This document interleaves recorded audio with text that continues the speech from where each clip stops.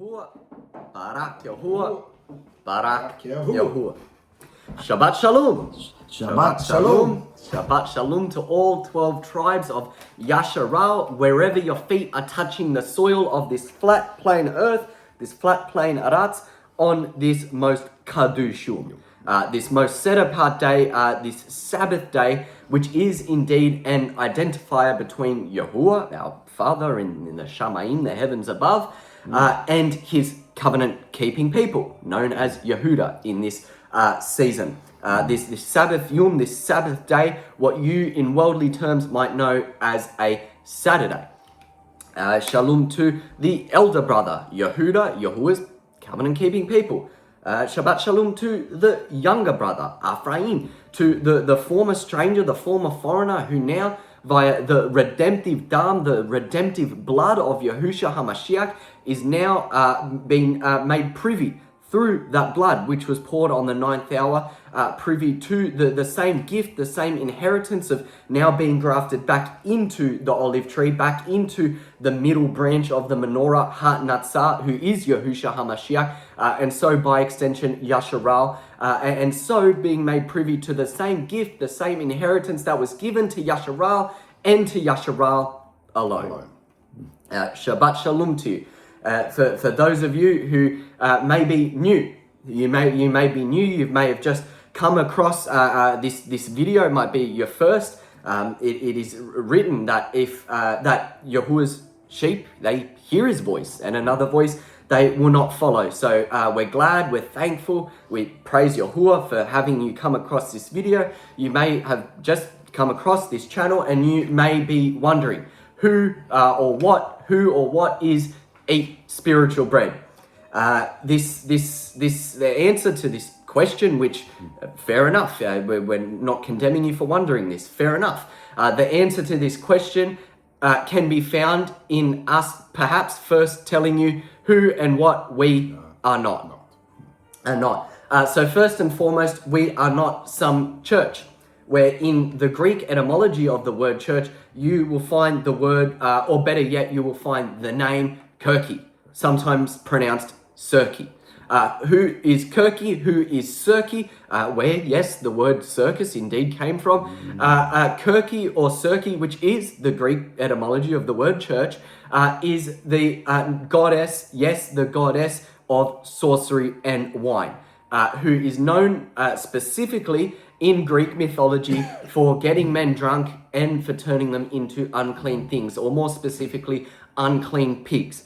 Now, you will don't think that this is just we've done a Google search and this is all the evidence we need to know that this is the background of the church. No, you will find Kirki or Cirki. You will find the name. You will find the personification of Kirki in the scriptures. In Revelation, the 17th chapter, there she is known as Babel the Great, the great whore. The great whore who, just like Cirki, because she is Cirki, is known for getting men drunk and turning them into clean things. Now, the church makes no distinction between the clean and the unclean. You will also find there in the 17th chapter of Revelation that the great whore, it is written, she sits on 7 hills. Now, again, with just a simple cursory search, you will find that Rome, where the Vatican now sits in Rome, was founded on 7 hills, just as it's written there in the 17th chapter. This reveals that Rome is the progenitor of the church, the progenitor of the great whore, Babel the Great, the Cirki, because again, Rome is known for, the church is known for not making that distinction between clean and unclean. We are not that. We do indeed make a distinction between clean and unclean, Torah and Torahlessness, the law and lawlessness. Indeed, yes, we are not a camp. We are not a 501c3 organization. We are not some paid organization. And you know what? We're not even some group. We're not even some group. We simply are who we are, and that is eat spiritual bread, where we do just that. We eat spiritual bread. We are Yahuah's end time assembly. I am Alessandro Ban Yahuah, and this is my uncle Anzu Ban Yahuah. Bon Sabbath. Bon Sabbath, and this is the Dabar, the word of Yahuah. He's the main character. Yes, dwells in our midst without Yahuah and his word. It's written in Yahuah, John chapter 1, the first verse, that Yahuah was with the word, and Yahuah was the word. He was the word. So now coming into our topic where, surely the word of Yahuah will be leading. The Ruach, which is the word of Yahuah, will be leading and guiding this topic, this important, great foundational understanding that Yahuah has put it upon his two earthen vessels to bring forth, and that is that Amunah, which is unbreakable trust, will save your life. Amunah will save your life. This, Barak Yahuah. I warn you to get these ready. All right? Get some of these ready. Get your popcorn ready. We've decided that it's maybe a little long, this one. Yes. But we think for the sake of reading context, we will read, it's quite a few long chapters. So it's enjoyable to read the whole thing. Yes. And we trust you'll listen with it and enjoy. I'm sure you've read them, and if you haven't, there are some scripture from the book of Yasha as well. Some of you may not have, so we trust that you'll enjoy those ones. More hidden and books we're going to bring to light now what Amunah is. All right. Unbreakable trust, and how in this end time season it will save your life. To add a bit of a preface very quickly, you may see it left, right and center, whether it's on Facebook, Instagram, YouTube, the news if you check in on it every now and then. If some of you still prefer the newspaper, so to speak. No. Now, you will have seen left, right or center with everything going on in the world right now, in times past and in times present, to things that have not yet come, everything going on. There is a very strong, we're going to use the word here for lack of better term, there is are very strong beliefs going around in preparing and in so preparing for what is happening now, war, whether it be famine, etc., preparing in what is to come. How can we, as mankind who requires food, drink, shelter, etc., how can we be prepared? But where this certain belief has struck these two Abarym in Yahuah, revealing that indeed his sharp two-edged sword, that it is word, needs to come and slice in sunder this belief, is that the belief is, how can we ourselves prepare ourselves? There is a failure of seeing here, left, right, center, Facebook, Instagram, is how can Yahuah prepare us? What is our requirement? Yeah, what is our which is what we requirement coming into why this we're doing time. this is to just a lot of people see what is most important, and we know that one of the pieces of the armor to put on was which one? In the shield of Amunah. We'll get there. Why? We'll get to that one, but why? And the reason is also that we see quite a few of Yahuah's people out there. His very own people. Starting to stress about food shortages. I need to stock food up. I need to have it moving ready, away to live on farmland, be prepared. But what we need to do is, yes, you can choose to try to be prepared for what's coming. We'd rather choose to be prepared to escape what's coming. To escape. Because as remember, Yahushua himself said, there are two groups, 144,000, and at the end, Abarym. We want to will go through group, the great the distress. First group, we want to be Yahudah. So what we're The doing woman today, carried into the wilderness. let's see what the word says, is Amunah, and how Amunah is spread, how we find it throughout the scriptures. Unbreakable trust in Yahuah. Now,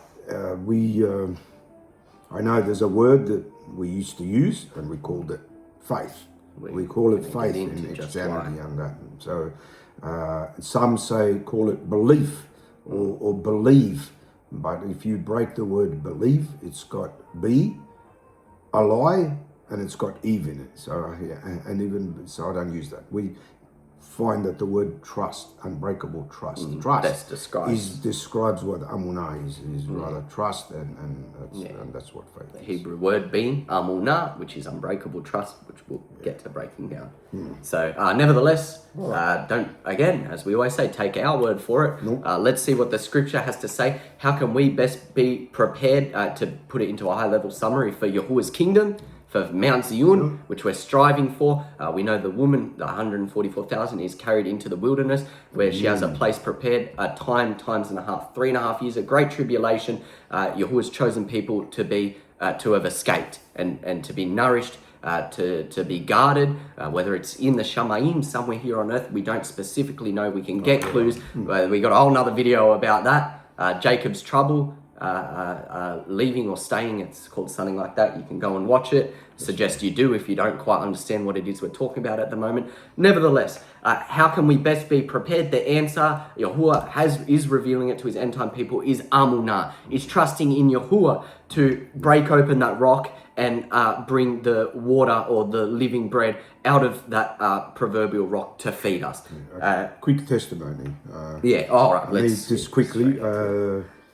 In 2020, when that thing was like lurking around there, I was watching. There's a YouTube channel that I won't mention the name that I used to watch, and you need to store this. You need to. I had printed out 2 sheets of all things that I had to buy, and that I spent Australian dollars about $4,000 to $4,500.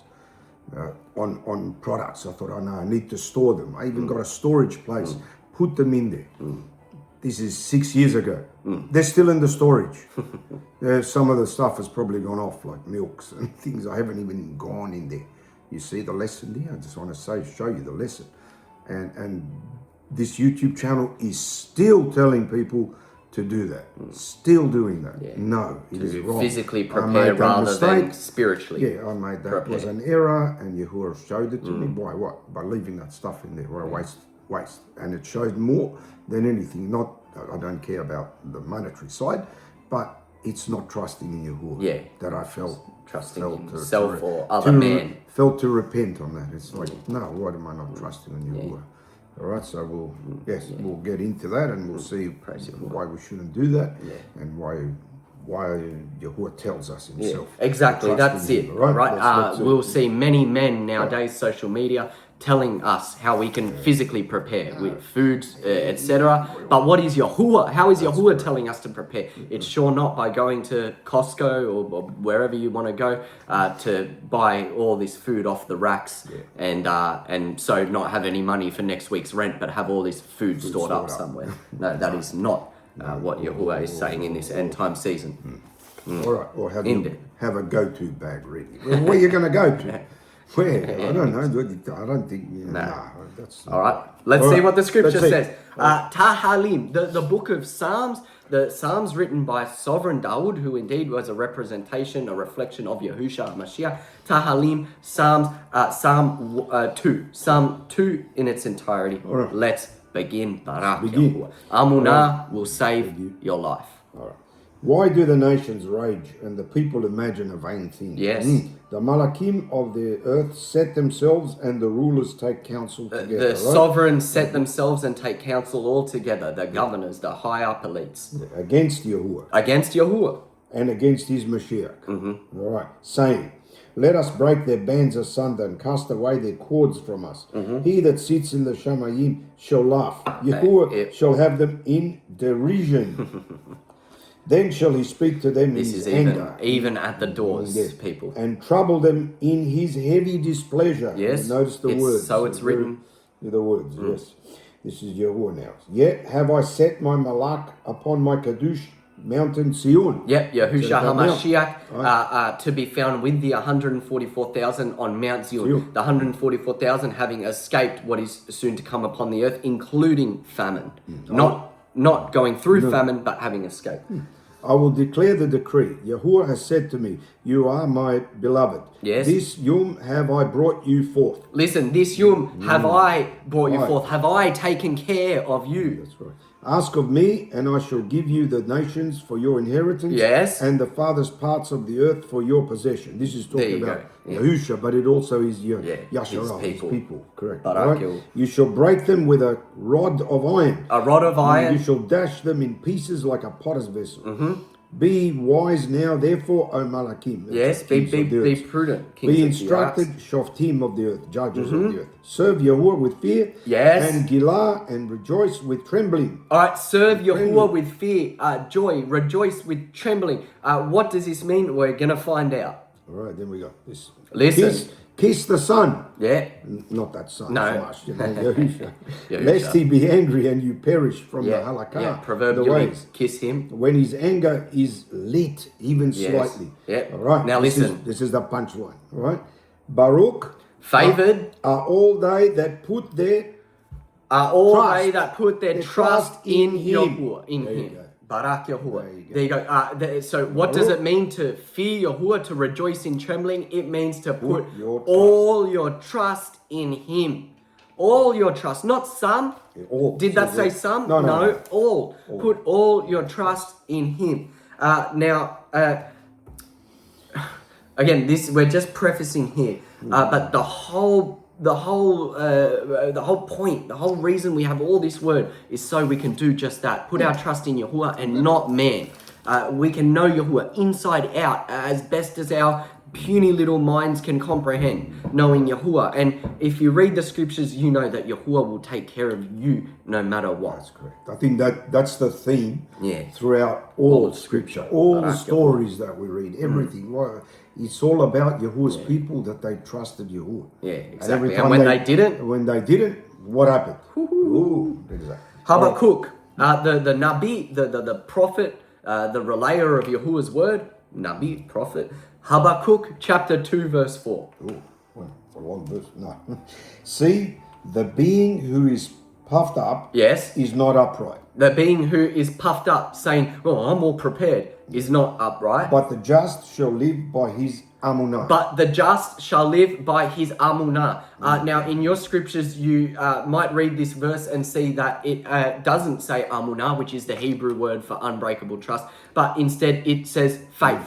It says faith.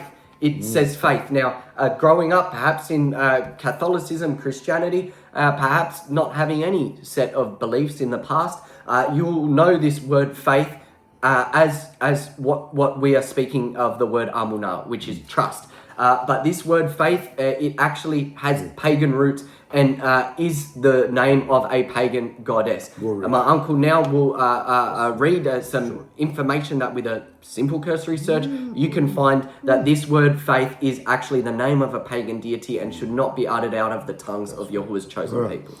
In Greek and Roman mythology, the goddess name, I'll say it for today, Salakihu, faith is pistis. Yes. In Greek. Or fides in Roman. In Roman. Fides. So this goddess faith has multiple personas in different mythological beliefs. Roman, Greek, it's all a manifestation of this goddess who is Hasatan. That's like where we get the word fidelity. We get what other words in Roman? In Italian, fide, to fida means to confide in someone, to trust. It's the same thing, see?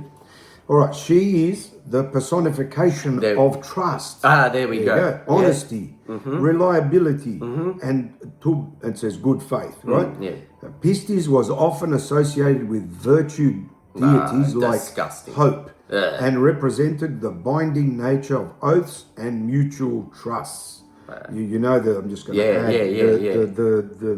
if you look this up too, the deity of Grace, grace, I'm going to say it, right? Grace were three. There were three parts of it. Faith, hope, and they call it charity, but charitas. There were three female pagan deities, part of Grace. You see, if you search and dig, go back to the roots of everything, you'll see. You'll see where it goes. All right. Key details about the deity of faith. Greek persona, pistis, as I said, Greek. She is associated with honesty and harmony among people, sometimes depicted in association with other virtues. All right, Roman persona Fides. Fides was a highly significant goddess in Roman culture. There you go. So the people praised this deity Faith instead of Yahuah. Yeah. Representing trust and loyalty. There you go again, that word confide. I'm going to confide in you. She had temples, there you go, and was honored through formal sacrifices. All right? Good faith. In both traditions, she embodied not just religious belief, but good faith. Yeah, there you go. Latin, it means bona fides. Bona fides, bona fide, when you sign something. It's now come into the legal system, which is all pagan. Which was a crucial for legal documents. Commercial credit and social harmony. There you go. All right. So that's why we don't use that word. Yeah, in the mouth of two or more witnesses, let every matter be established. We have a Greek and a Roman witness. Let's go to the Hebrew. Let's go to the Hebrew. So we've now crossed out Faith. That's a pagan deity, a goddess of loyalty and trust, who they worshipped instead of Yahuah. So she's out the window.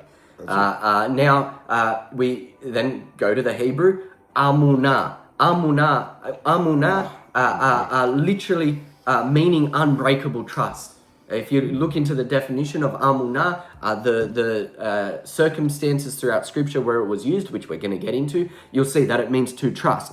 To trust with all your heart and all your being. It is unbreakable trust. It's trust that cannot be removed.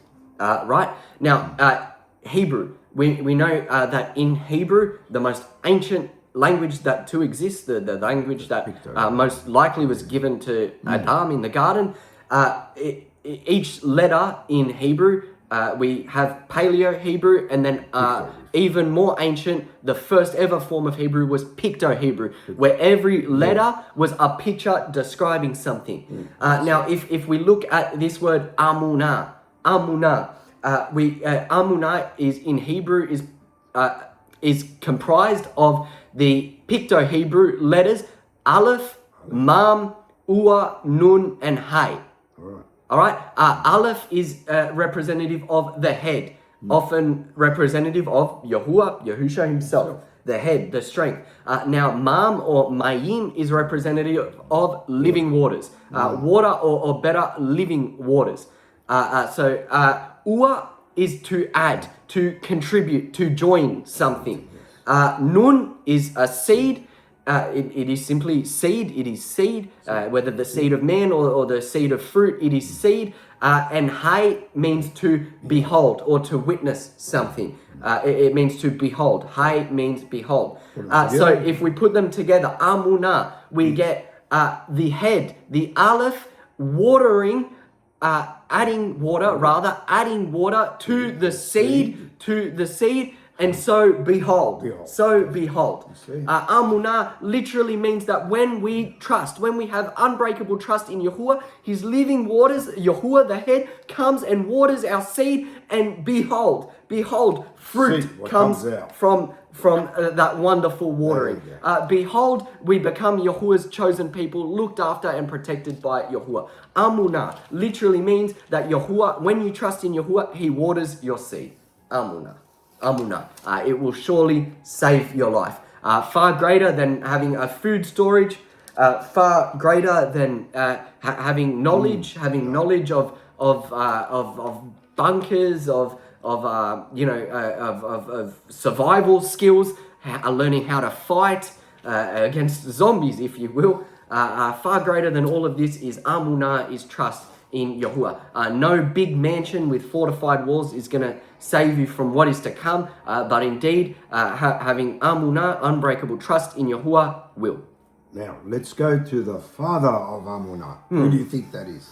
Abraham. Here we go. Spoken all throughout Scripture as the father of Amunah, the father of unbreakable trust in Yahuah.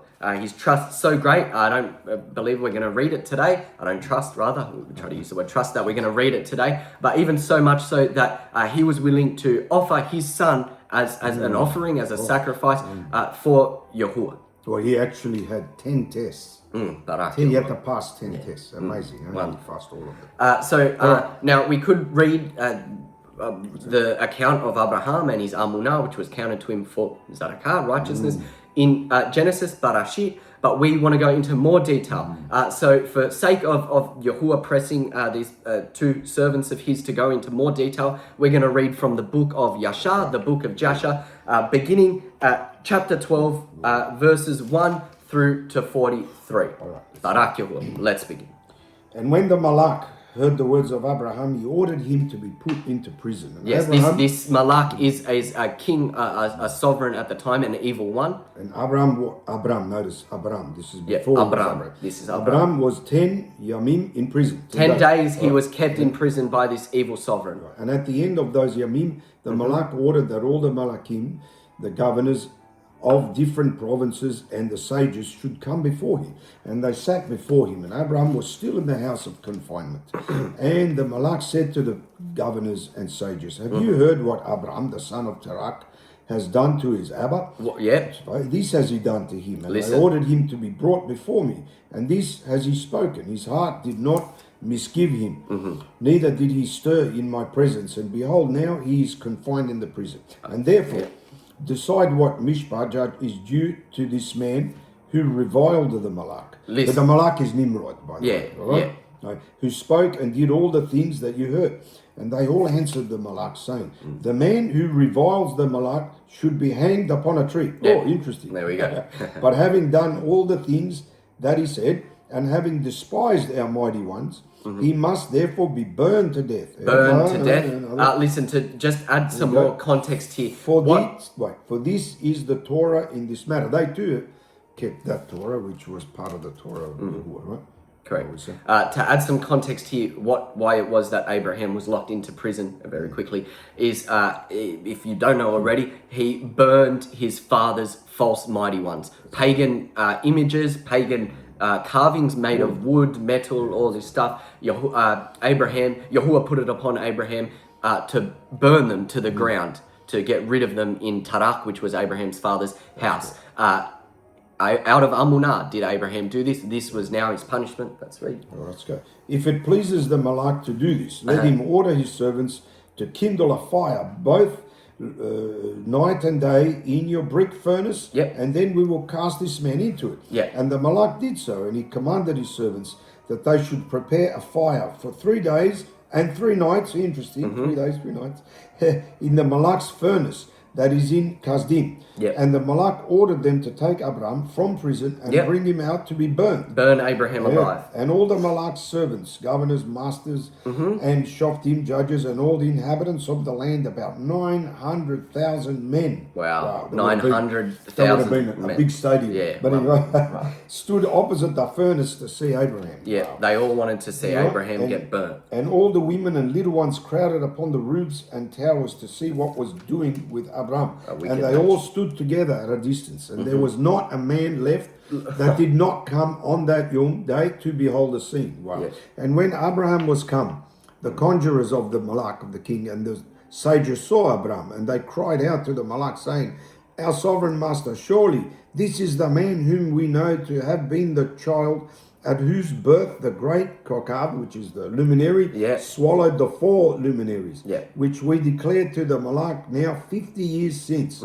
Right? And behold, now his Abba has also transgressed your commands and mocked you by bringing you another child which you did kill. This is another story. We won't get into it. And when the Malak heard their words, he was exceedingly angry, and he ordered Tarak to be brought before him. And the Malak said, have you heard what the conjurers have spoken? Now tell me truly how you did it, and if you shall speak amat, truth, you shall be acquitted. And seeing that the Malak's anger was so much kindled, Tarak said to the Malak, my master Malak, you have heard the truth, the amat, and what the sages have spoken is right. And the Malak said, how could you do this thing, to transgress my orders and to give me a child that you did not beget, and to take value for him? And Tarak answered the Malak, because my tender feelings were excited for my son at that time, and I took a son of my handmaid, and I brought him to the Malak. And the Malak said, who advised you to do this? Tell me, do not hide anything from me, and then you shall not die. And Tarak was greatly terrified in the Malak's presence. And he said to the Malak, it was Haran, my eldest son, He blamed his eldest son, who advised me to this. And Haran was in those days that Abraham was born 32 years old. Right? But Haran did not advise his Abba to anything. Right? For Tarak said this to the Malak in order to deliver his being from the Malak, for he feared greatly. And the Malak said to Tarak, Haran, your son, who advised you to this, shall die through fire with Abraham. Yeah, so they were going to now put Abraham's brother in there with the furnace. For the sentence of death is upon him for having rebelled against the Malak's desire in doing this thing. Right? And Haran at that time felt inclined to follow the halakut of Abraham. But he kept it within himself. See, listen now, he did not have Amunah. He wanted to follow the way of Abraham, which was the way of Yahuah, but he kept it within himself, probably fearing the king and his father, etc. And Haran said in his heart, behold, now the Malak has seized Abraham on account of these things which Abraham did. And it shall come to pass that if Abraham prevail over the Malak, I will follow him. But if the Malak prevail, I will go after the Malak. He wanted physical proof, physical evidence that Yahuah was with him. No, he didn't have Amunah to choose. So he said, if Abraham gets let off, well, then that's fine. I'll go with him. But if he doesn't, I'll go with the king. So he's just covering his backside. Right? And when Tarak had spoken this to the Malak concerning Haran his son, the Malak ordered Haran to be seized with Abraham. And they brought them both, Abraham and Haran, his brother, to cast them into the fire. And all the inhabitants of the land and the Malak's servants and governors and all the women and little ones were there, standing that day over them. Many witnesses. And the Malak's servants took Abraham and his brother, and they stripped them of all their clothes, their lower garments that were upon them. And they bound their hands and feet with linen cords. And the servants of the Malak lifted them up, cast them both into the furnace. Bound with cords. And Yahuah loved Abraham. Yes. And he had rakamim over him. He had mercy over one who followed so greatly in his ways. And Yahuah came down and delivered Abraham from the fire. Who came down and delivered Abraham? It says here, Yahuah came down. Yahuah came down and delivered Abraham from the fire. And he was not burnt. This similar story. Perfect. I was literally about to say this is surely a prophecy of Daniel. But see, here, this is no doubt because Abraham trusted in Yahuah. He didn't try to fight the king who was trying to put him in the furnace. He fully accepted it, knowing that Yahuah would do exactly this. Right, but all the cords with which they bound him were burnt. Amazing. While Abraham remained and walked about in the fire. He walked about in the fire. Praise Yahuah. And Haran died when they had cast him into the fire, and he was burnt to ashes. His brother who had no Amunah died. For his heart was not perfect with Yahuah. There you go. Was not perfect. So we now get that trusting in Yahuah means being perfect. That's it. Yes. And those men who cast him into the fire, the flame of the fire spread over them, and they were burned, and 12 men of them died. There you go. Right, that must have been hot. And Abraham walked in the midst of the fire 3 days. 3 days and 3 nights in the midst of the fire. And all the servants of the Malak saw him walking in the fire. And they came and told the Malak, saying, behold, we have seen Abraham walking about in the midst of the fire, and even the lower garments which are upon him are not burnt, but the cord with which he was bound is burnt. And when the Malak heard their words, his heart fainted, and he would not believe them. So he sent other faithful governors to see this matter, and they went and saw it and told it to the Malak. And the Malak rose to go and see it. And he saw Abraham walking to and fro in the midst of the fire, and he saw Haran's body burned, and the Malak wondered greatly. And the Malak ordered him to be taken out from the fire, and his servants approached to take him out, and they could not, for the fire was round about, and the flame ascending toward them from the furnace. Wow. And the Malak's servants fled from it, and the Malak rebuked them, saying, make haste and bring Abraham out of the fire, that you shall not die. And the servants of the Malak again approached to bring Abraham out, and the flames came upon them and burned their faces, so that 8 of them died. Right. And when the Malak saw that his servants could not approach the fire, lest they should be burned, the Malak called to Abarym, O servant of the Most High, Yahuah, who is in the Shamayim, go forth from amidst the fire and come here before me. And Abarym hearkened to the voice of the Malak. And he went forth from the fire and came and stood before the Malak. And when Abarym came out of the Malak and all his servants saw Abarym coming before the Malak with his lower garments upon him, for they were not burnt, but the cord with which he was bound was burnt. All right? And the Malak said to Abarym, how is it that you were not burned in the fire? How is it? And Abarym said to the Malak, the Yahuah of the Shamayim and the Arats, in whom I trust, Barak Yahuah, in whom I trust, and who has all in his power, he delivered me from the fire into which you did. Sorry, wait, hang on. Did it say stored buckets of water delivered him? No, it doesn't say that. Yahuah delivered him. Yeah. He, Abraham says, he delivered me. There you go. 900,000 witnesses to see this. There's three important words there: trust, power, deliverance. You see that order? That's Yahuah Sabaoth. That's an order. That is who we serve. And Haran, the brother of Abarym, was burnt to ashes. And they sought for his body, couldn't even find it. They found it consumed. And Haran was 82 years old when he died in the fire of Kasdim. And the Malak, governors and inhabitants of the land, seeing that Abarym was delivered from the fire, they came and bowed down to Abarym. Wow, look at that. Wow. And Abarym said to them, do not bow down to me. But bow down to the Yahuah of the world, who made you, praise you, and serve him, and go in his halakut, for it is he who delivered me out from this fire.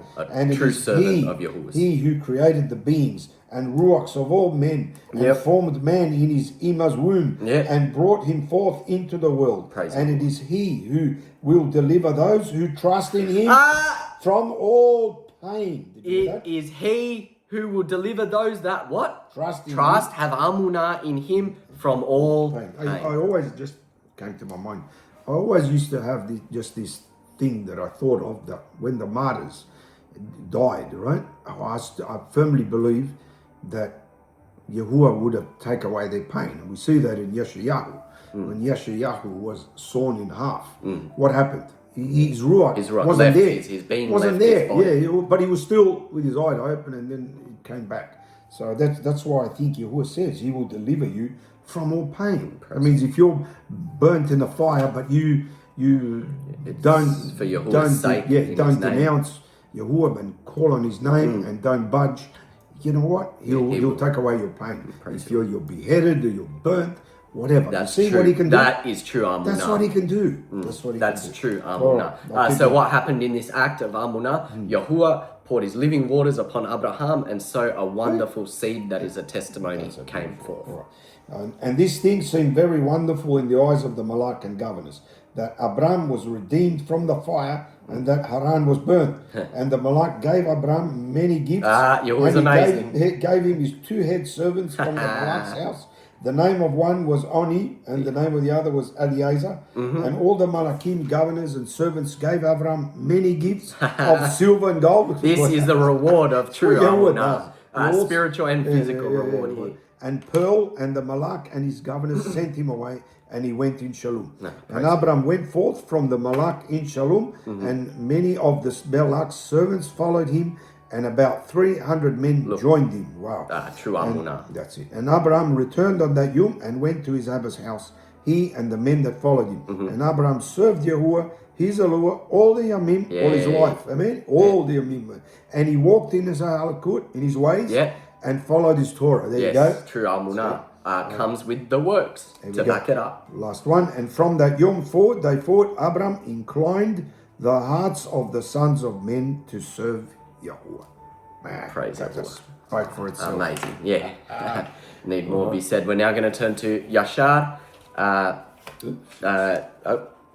Yashar. The next chapter, 16.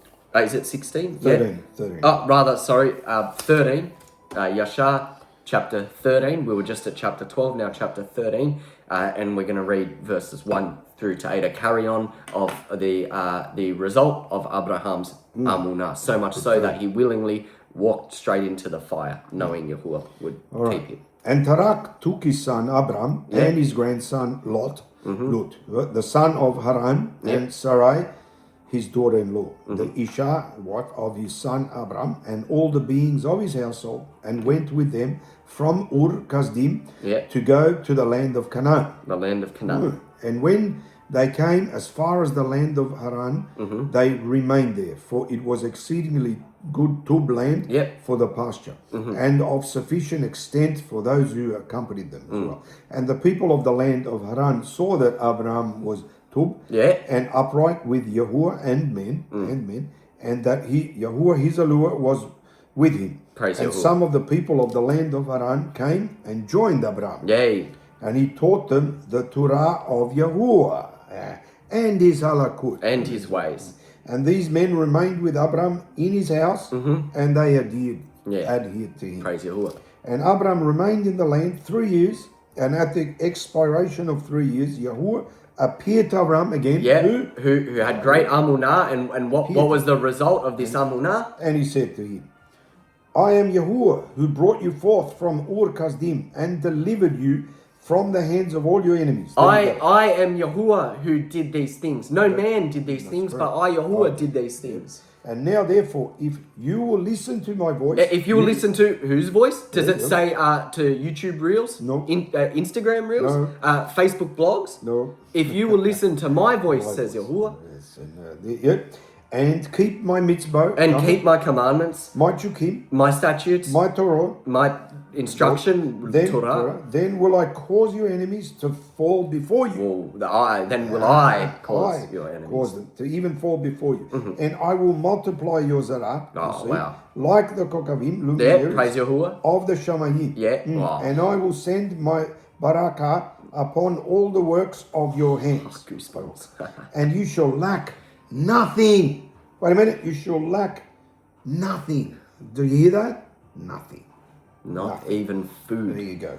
Not Arise clothes, now, not take your shelter. Isha, and all belonging to you, and go to the land of Canaan, and listen to my voice. Listen to what I tell you to do. Arise now. He didn't say arise in one day. No, and pack your bag. bag. Exactly, No, correct. He said now.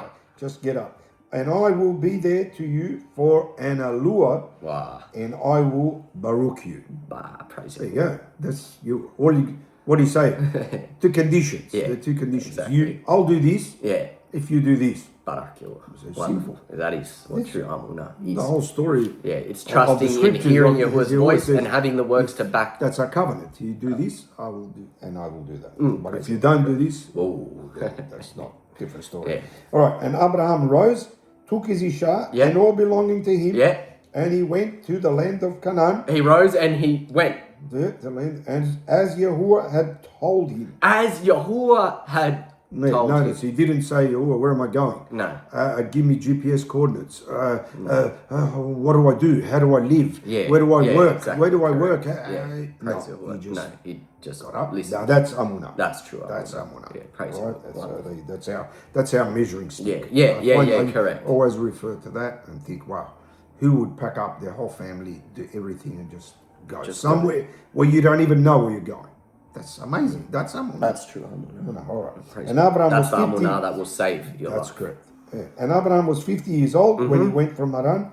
And Abraham came to the land of Canaan and dwelt in the midst of the city, and there pitched his tent among the children of Canaan, in Canaan, right? Inhabitants of the land. And Yahuah appeared to Abraham again, so many times. Yahuah appeared to Abraham. Didn't notice. Yes, listen. When he came to the land of Canaan and said to him, listen. This is the land which I gave to you, and to your Zerah after you, La'olam Ba'ad, which is us, still us, right? It's all the land. And I will make your Zerah like the kokavim, like the stars of the Shamayim. Right? Innumerable. And I will give to your Zerah, for an inheritance, all the lands which you see. Wonderful, right? And Abraham built an altar in the place where Yahuah had spoken to him, and Abraham there called upon the name of Yahuah. Interesting. Now interesting, rather not even interesting, but important to note here that Yahuah said, I'll give you all these things. I will do all these things for you. And what did Abraham do? Did he say thank you and just continue in his daily doings? No, he built an altar and praised Yahuah, his Allah. This is no different to now, where when Yahuah grants us something wonderful, we only become more fervent in prayer, in trust in Yahuah. He gives us witnesses where we have many examples of these in our own lives. I'm sure you do too. Quick testimony I'll share with you guys is you may or may not know that coming into the truth, if you go back to perhaps my first or second video here on the channel, you'll see that I was not living here in Sydney, Australia, where we are now with the whole family, but rather I was living in Dubai. Again, I was just at the point of, you'll see my first or second video, I was just coming into the truth of Yahuah, his wonderful name, his way, his commandments, statutes, and judgments. I would have been, maybe a few months into it, having made this YouTube channel, and there in Dubai, originally moved there to chase a life of money, of networks, of people, a business, growing a business, etc. And yeah, Yahuah, he struck me with his word, with his sharp two-edged sword. And nevertheless, many months after having come into the truth, having learnt about the Sabbath, keeping the Sabbath, and probably a year into me being in Dubai, maybe 9-10 months into me being in the truth, I started keeping the feasts. Now, keeping these feasts, it truly, the Ruach truly hit me, entered me. I wanted no more to do with Dubai, no more to do with growing a business, with the worldly things, money, women, etc. I wanted nothing to do with it. Praise Yahuah. He struck me from when I kept Passover onwards. He struck me, and so I wanted to come back here. I wanted to be back here to celebrate the Sabbath every week with the family every Sabbath, and keep the feast here and live here around my family, no longer by myself in Dubai. Now, of course, Yahuah put me there to isolate me, to bring me into his wonderful way, truth, and life. Yes, he did. I have Amunah, that's what he did, and it had to happen. Nevertheless, wanting to come back here, my uncle can testify how many times I spoke of my sorrows of not being here with the family, keeping the feasts and the Sabbath, but instead being by myself and what seemed like at the time alone, though Yahuah was with me. And nevertheless, I got to a point where I literally laid down, just as you read in, I believe, Genesis, Jacob laid down and cried to Yahuah. I laid down and I literally cried to Yahuah multiple times for a period of about 2 months, crying to Yahuah, asking him to deliver me and bring me back to my home here, my dwelling here in Sydney, so I could be with the family and follow Yahuah's way in a more esteeming manner. Now, it got to a point where, not literally knowing what Yahuah's will was, yes, I cried, and one night, again, my mind just being set on trying to see a sign or a witness or hear Yahuah's voice. All I wanted is to hear what Yahuah had to say. Do I go back? Do I stay in Dubai? What is Yahuah's will? I wasn't focused on my will. I was focused on Yahuah's will.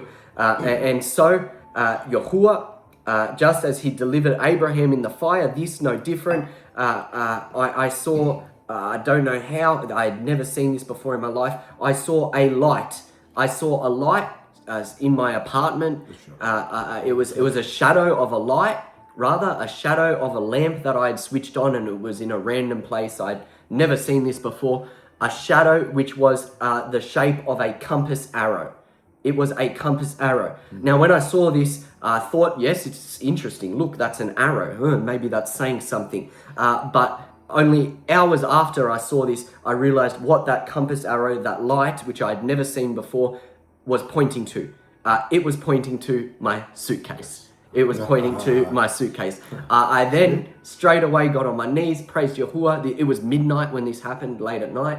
I was up doing some reading or something. And I knew that Yahuah had delivered me in that very moment. He was literally saying, pack up and go. The very next week, with the little funds that I had in my bank account, did I do exactly that. I packed up from Dubai and came back home. Yahuah delivered me. All of this just to say, that sometimes we don't know, just like Abraham, where we're going. We don't know what Yahuah has in store. But what can we do? We can cry out and ask for his will and walk therein. Listen for his voice, and he will surely come and speak it into your ears. Whether physically you hear that voice, physically you see a witness, an image, a sign of kinds, or whether spiritually Yahuah brings you across something in his word, he brings someone to help, like many people can be heavenly messengers to help Yahuah's cause. Whatever way it is, we must hear his voice and listen. This is exactly what Abraham did.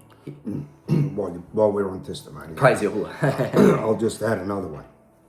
Same time, 5 years ago, with all that going on, I thought it was the end times, this and that.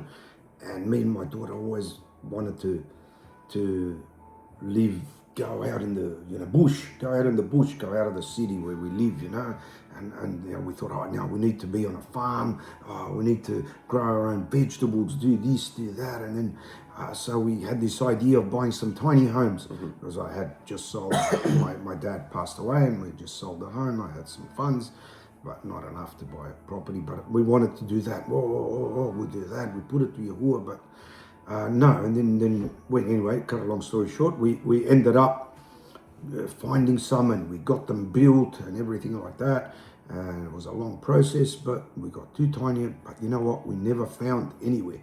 But then there was just a period of like 12 months. We just lived in them exactly 12 months, somewhere local. And then after that, boom, they kicked us off the land, and they have been, 2 tiny homes are still in storage. 2 years I've been paying monthly rent, just sitting there. I put for sale signs, they're not selling. You see the lesson? I've learned. I learned the lesson. I didn't wait to hear from Yahuah. It's because of that fear of and not listening to him and having Amunah that he would lead.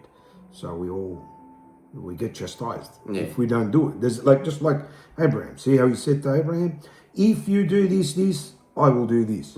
Yeah, but if you don't do that, if you don't listen there's to my consequences. voice. That's basically Yahuah saying. So see, correct. Again, if something's not Yahuah's will, you best not proceed. You have to always ask, wait. Wait to hear that voice, not your voice. Praise not your voice coming out of your head. All right, so let's move on. Yashar, the 17th chapter, verses 17 through to 20. Let's read. All right. At that time, Yahuah appeared again. Yahuah appeared to him. Right? And he said to him, listen, I will make my covenant between me and you, and I will greatly multiply your zerah. And this is the covenant which I make between me and you. Listen, this is the covenant which is a result of your Amunah, your unbreakable trust. Every male child be circumcised, you and your zerah after you. Barak Yahuah. In other words, that you will become, you and every child after you will come into covenant, having your commandments, having my commandments written in your hearts, in their hearts. That's correct. At 8 days, 8 yamim old, it shall be circumcised, and this covenant shall be in your flesh for an everlasting covenant. And now, therefore, your name shall no more be called Abarym, but Abraham. And your Isha shall no more be called Sarai, but Sarah. Always adds the All right. For I will baruch you both. I will favor you both. And I will multiply your zerah after you. Praise Yahuah. That you shall become a great nation. A great nation. And Malachim, kings, prophets, shall come forth from you. Sovereigns shall come forth that was from you. Covenant that Yahuah made with Abraham. It's called the Abrahamic covenant. Yes, which now is still functioning. It's still functioning. A spiritual circumcision. It's a spiritual circumcision made by the redemptive blood of Yahushua HaMashiach. His commandments now written in our hearts. This covenant is a result of what? Our Amunah. Barak Yahuah. Now let's go to the result of that same covenant that we just read. Yahuah made with Abraham. The result, a great nation, Yasharal, being Jacob. Genesis, we're going to now go to Barashit, Genesis chapter 17, verses 1 through to 22. Let's read. And when Abraham, is still Abraham, right? Yeah. Was 99 years old. Yeah. Yahuah appeared to him, again Yahuah, Yeah. notice, and said to him, I am Al Shaddai. Yes. What's that mean? I am Al Shaddai, the Most High. The Most High.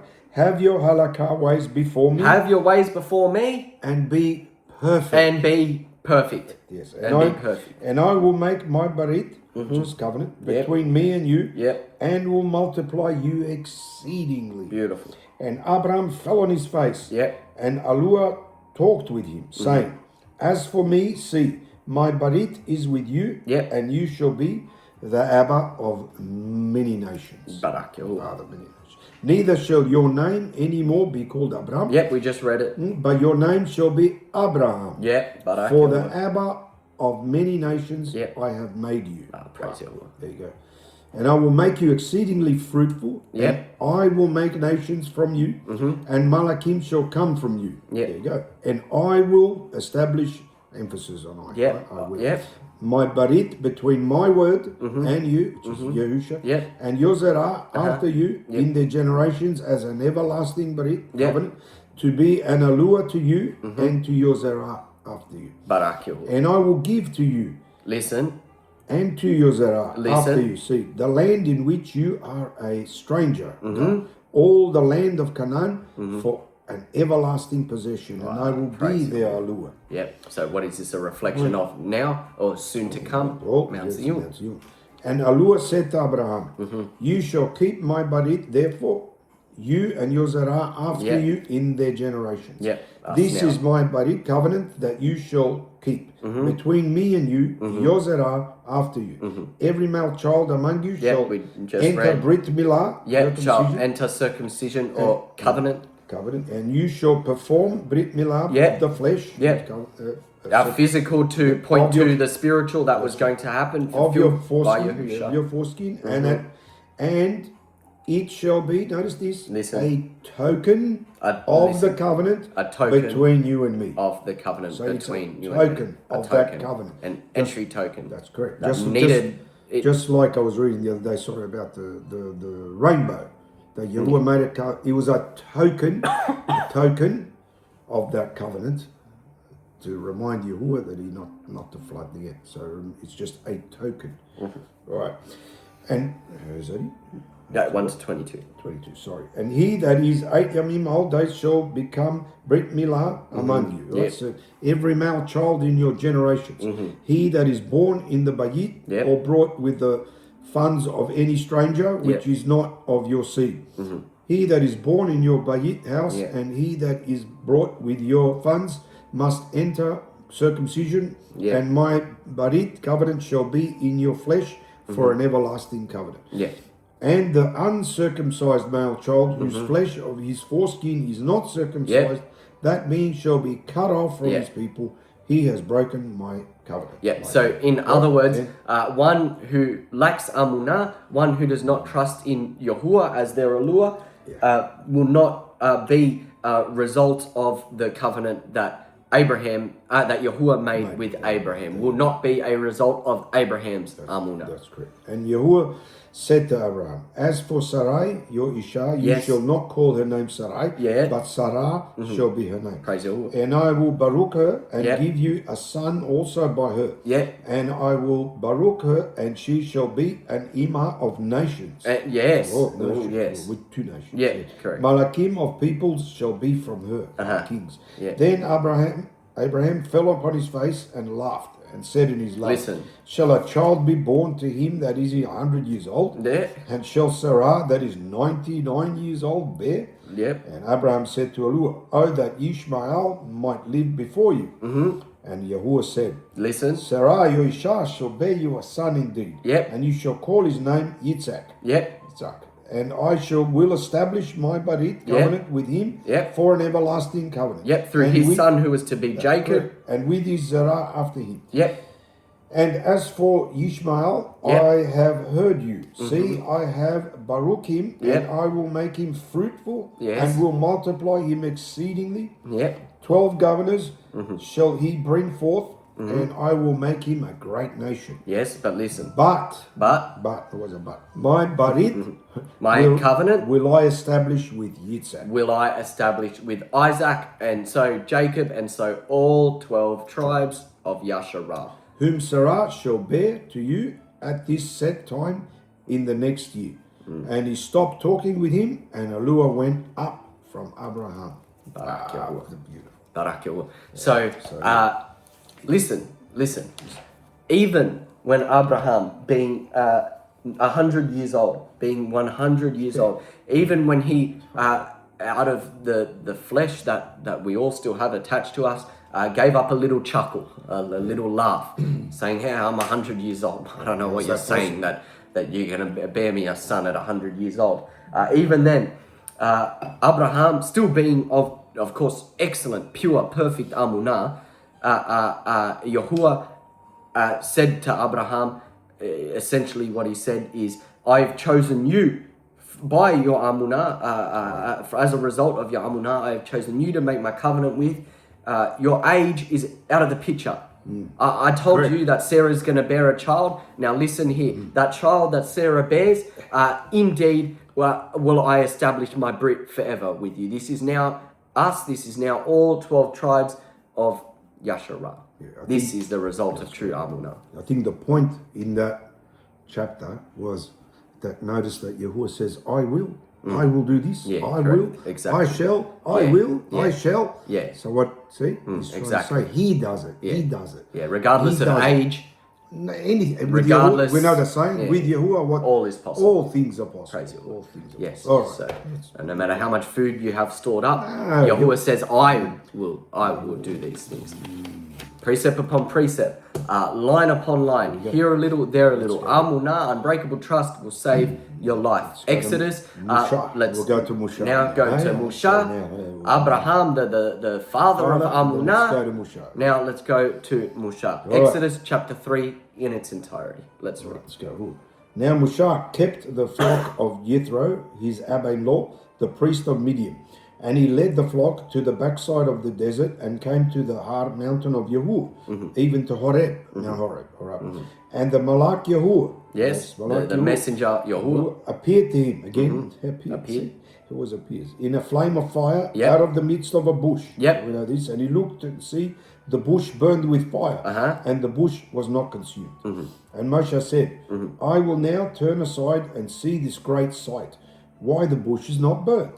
And when Yahuah saw that he turned aside to see, Yahuah called to him out of the midst of the bush and said, Musha, Musha.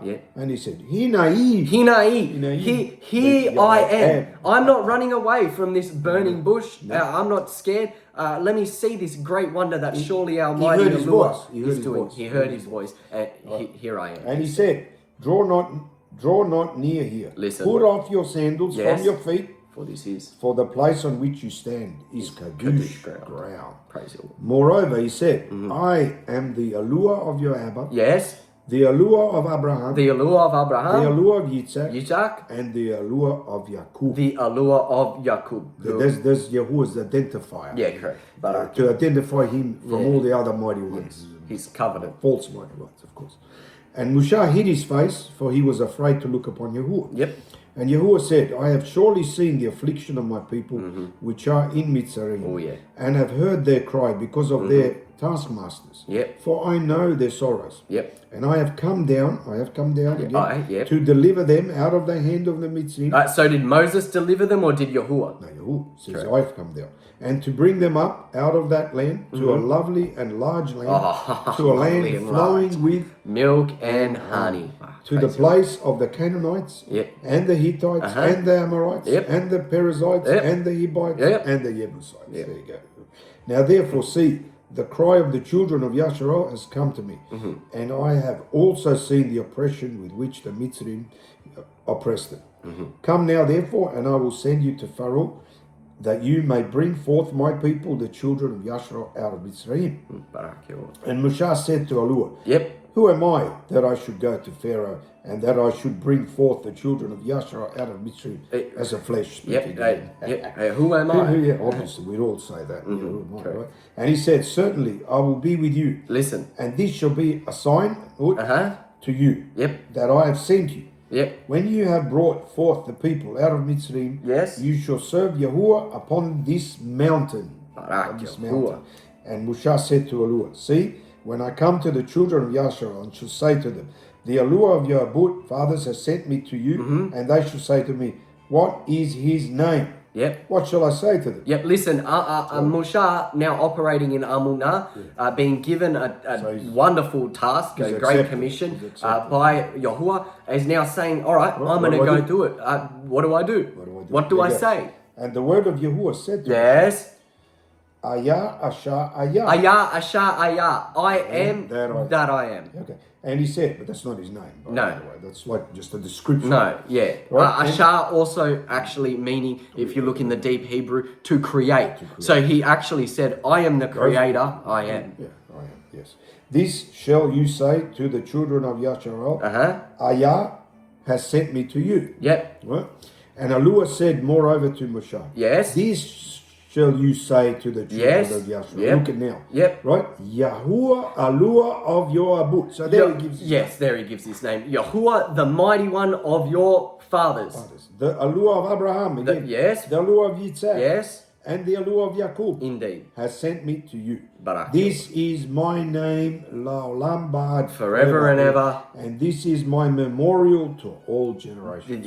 To all generations. A memorial, the name of Yahuah. Go and gather the Zakanim, elders of Yasharel, together and say to them, Yahuah, Yahuah of your abut, the Yahuah of Jacob, of Yitzhak and Jacob, appeared to me, saying, I have surely visited you and have seen that which is done to you in Mitzrayim. And I have said, I will bring you up out of the affliction of Mitzrayim to the land of the Canaanites and the Hittites and the Amorites and the Perizzites and the Hivites and the Jebusites, to a land flowing with milk and honey. And they shall listen to your voice, and you shall come, you and the Zakanim of Yasharel, to the Malach of Mitzrayim, and you shall say to him, Yahuah, Yahuah of the Abarym, the Hebrews, has met with us, and now please let us go on a 3 days journey into the wilderness, that we may sacrifice to Yahuah, our Yahuah. Now, what day could that have been? Shabbat. They were going to the Shabbat. 3 days. To the Shabbat, correct. Because they weren't keeping it. And I am sure that the Malach of Mitzrayim will not let you go. No, not even by a mighty hand. You knew it. Yahuah planned it. Or else would he pour out all those plagues. Right? And I will stretch out my hand and smite Mitzrayim with all my wonders that I will do in the midst of it. And after that he will let you go.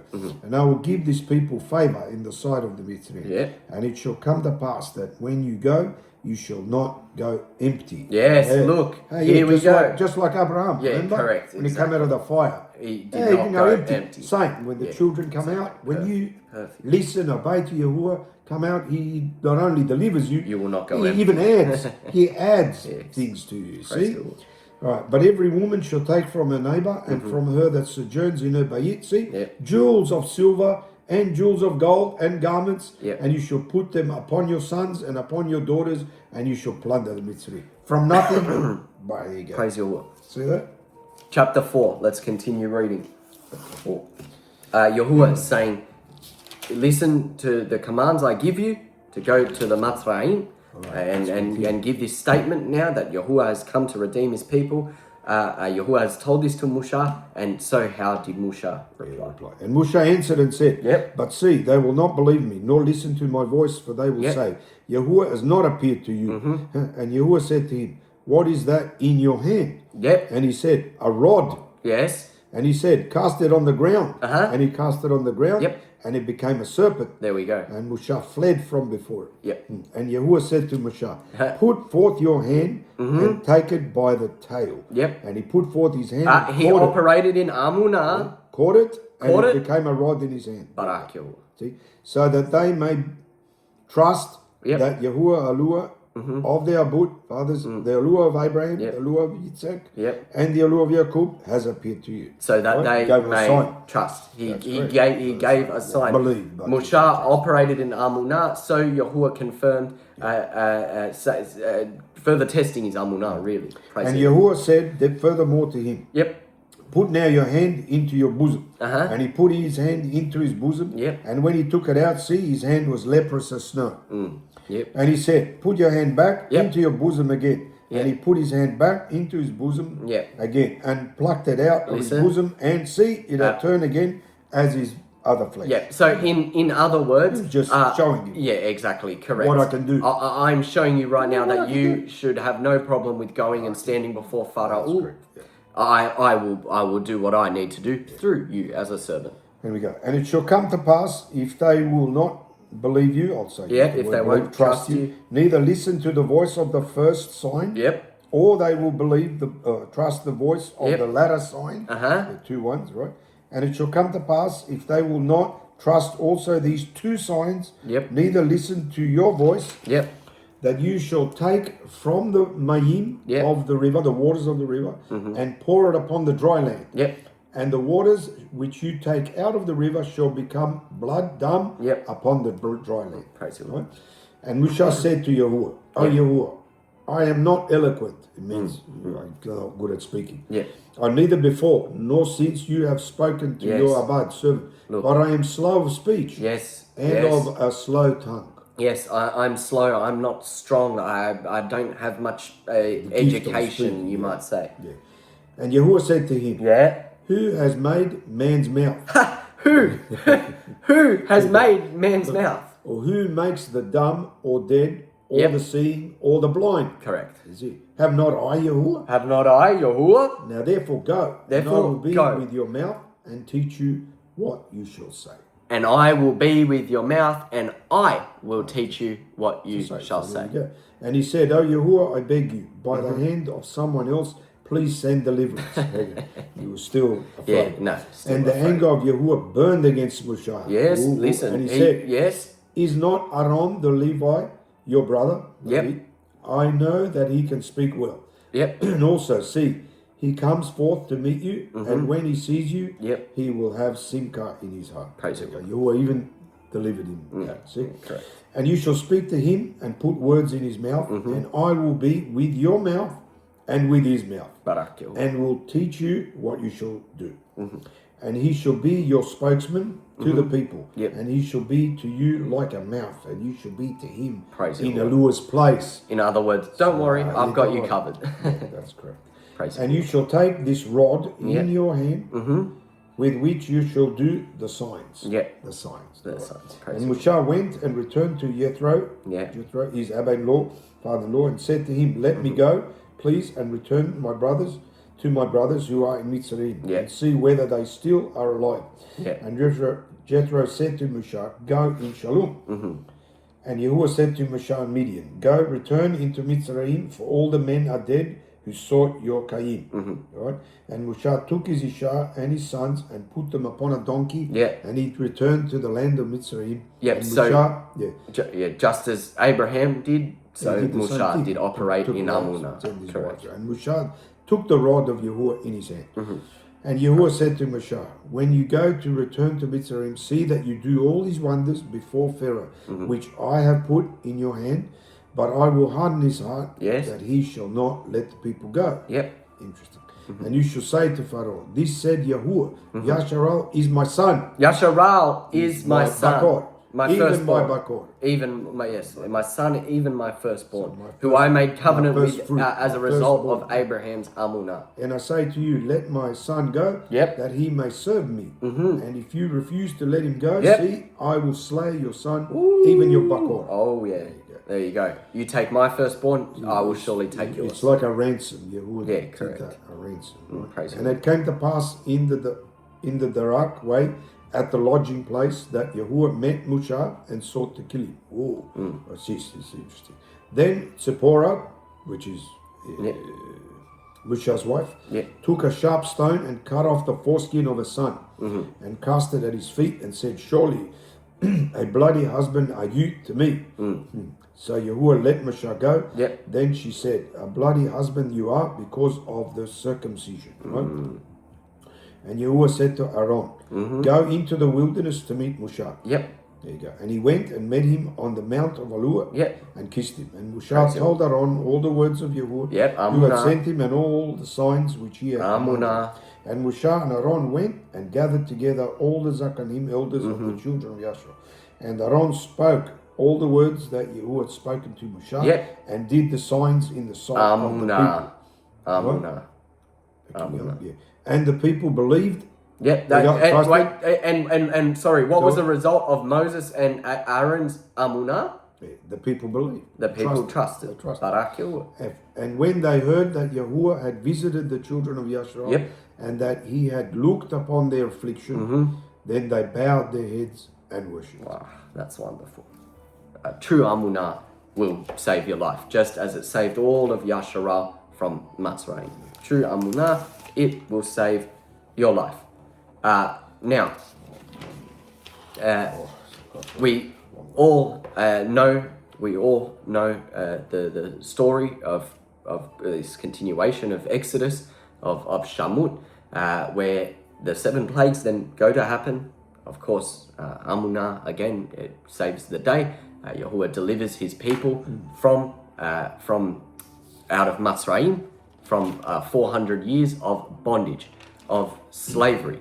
We now get to the end point of this deliverance, which is the point where they've been taken, they've been freed, and so they are to cross over the Yam Suf, the Red Sea. Again, a final test coming out of Mitzrayim of not just Moshe's, but all of Yasharal's Amunah. A final test of all of Yasharal's Amunah. Exodus, Shamut, chapter 14. Let's begin. And Yahuah spoke to Moshe, saying, speak to the children of Yasharal that they turn and encamp before Pi-hahiroth, between Migdal and the sea, opposite Baal-Zephon. Before it shall you encamp by the sea, for Pharaoh will say of the children of Yasharal, they are entangled in the land, the wilderness has shut them in. And I will harden Pharaoh's heart, that he shall follow after them, and I will be honored through Pharaoh and over all his army, that the Mitzrim may know that I am Yahuah, and they did so. Right? And it was told the Malach of Mitzrim that the people fled, and the love of Pharaoh and of his Abarym was turned against the people. And they said, why have we done this, that we have let Yashua go from serving us? And he made ready his Merkavah chariots and took his people with him. And he took 600 chosen chariots and all the chariots of Mitzrayim and captains of every one of them. He took all the best of the best chariots. He took his absolute best. And Yahuah hardened the heart of Pharaoh, Malach of Mitzrayim, and he pursued after the children of Yashua. And the children of Yashua went out with a high hand. A high hand. But the Mitzrayim pursued after them, all the horses and chariots the best of the best. And his horsemen and his army, and overtook them, camping by the sea. All odds were against Yasharal. Beside Pi-hahiroth, before Baal-Zephon. And when Pharaoh drew near, the children of Yashua lifted up their eyes and see. The Mitzrayim marched after them, and they were much afraid. And the children of Yashua cried out to Yahuah. They cried out. And they said to Moshe, because there were no graves in Mitzrayim, have you now taken us away to die in the wilderness? Why have you dealt with us in this manner? The Amunah to carry us forth out of Mitzrayim, Egypt. Is not this the word that we did tell you in Mitzrayim, saying, leave us alone, that we may serve the Mitzrayim? They're ridiculous. For it had been better for us to serve the Mitzrayim than we should die in the wilderness. And Moshe said to the people, fear not, stand still, and see the Yahusha of Yahuah. See the redemption of Yahuah, your mighty one. Which he will show to you today. Which he will show you to you today. For the Mitzrayim who you have seen today, you shall see them again no more forever. This is Moshe operating in Abraham level, highest level Amunah. Yahuah shall fight for you, and you shall stay still. Who shall fight for you? Yahuah shall fight for you. No different these days. Yahuah fights for his people. That's correct. And Yahuah said to Moshe, why do you cry to me? Speak to the children of Yashua that they may go forward. But lift up your rod and stretch out your hand over the sea and divide it. Yep. And the children of Yasharel shall go on dry ground through the middle of the sea. Wonderful. And I see, Yep. I will harden the labut, the hearts of the Mitzrayim, Yep. and they shall follow them. Yep. And I will get for myself honor through Pharaoh yes. and upon all his armies, upon his chariots, yes. and upon his horsemen. Yep. And the Mitzrayim shall know Yep. that I am Yahuah. When I have gotten honor for myself, Yes, through Pharaoh, his chariots, and with his horses. Yes. So interesting here to see that Yahuah looking after his people is not just, yes, it is out of his mercy and for the sakes of his people, but it's all to bring the esteem right back to where it belongs. Yahuah. This sort of has a end time. Of course, application. Yeah, you will do that again. Yeah, so that all Mitzrayim represents all the earth, all the earths, right?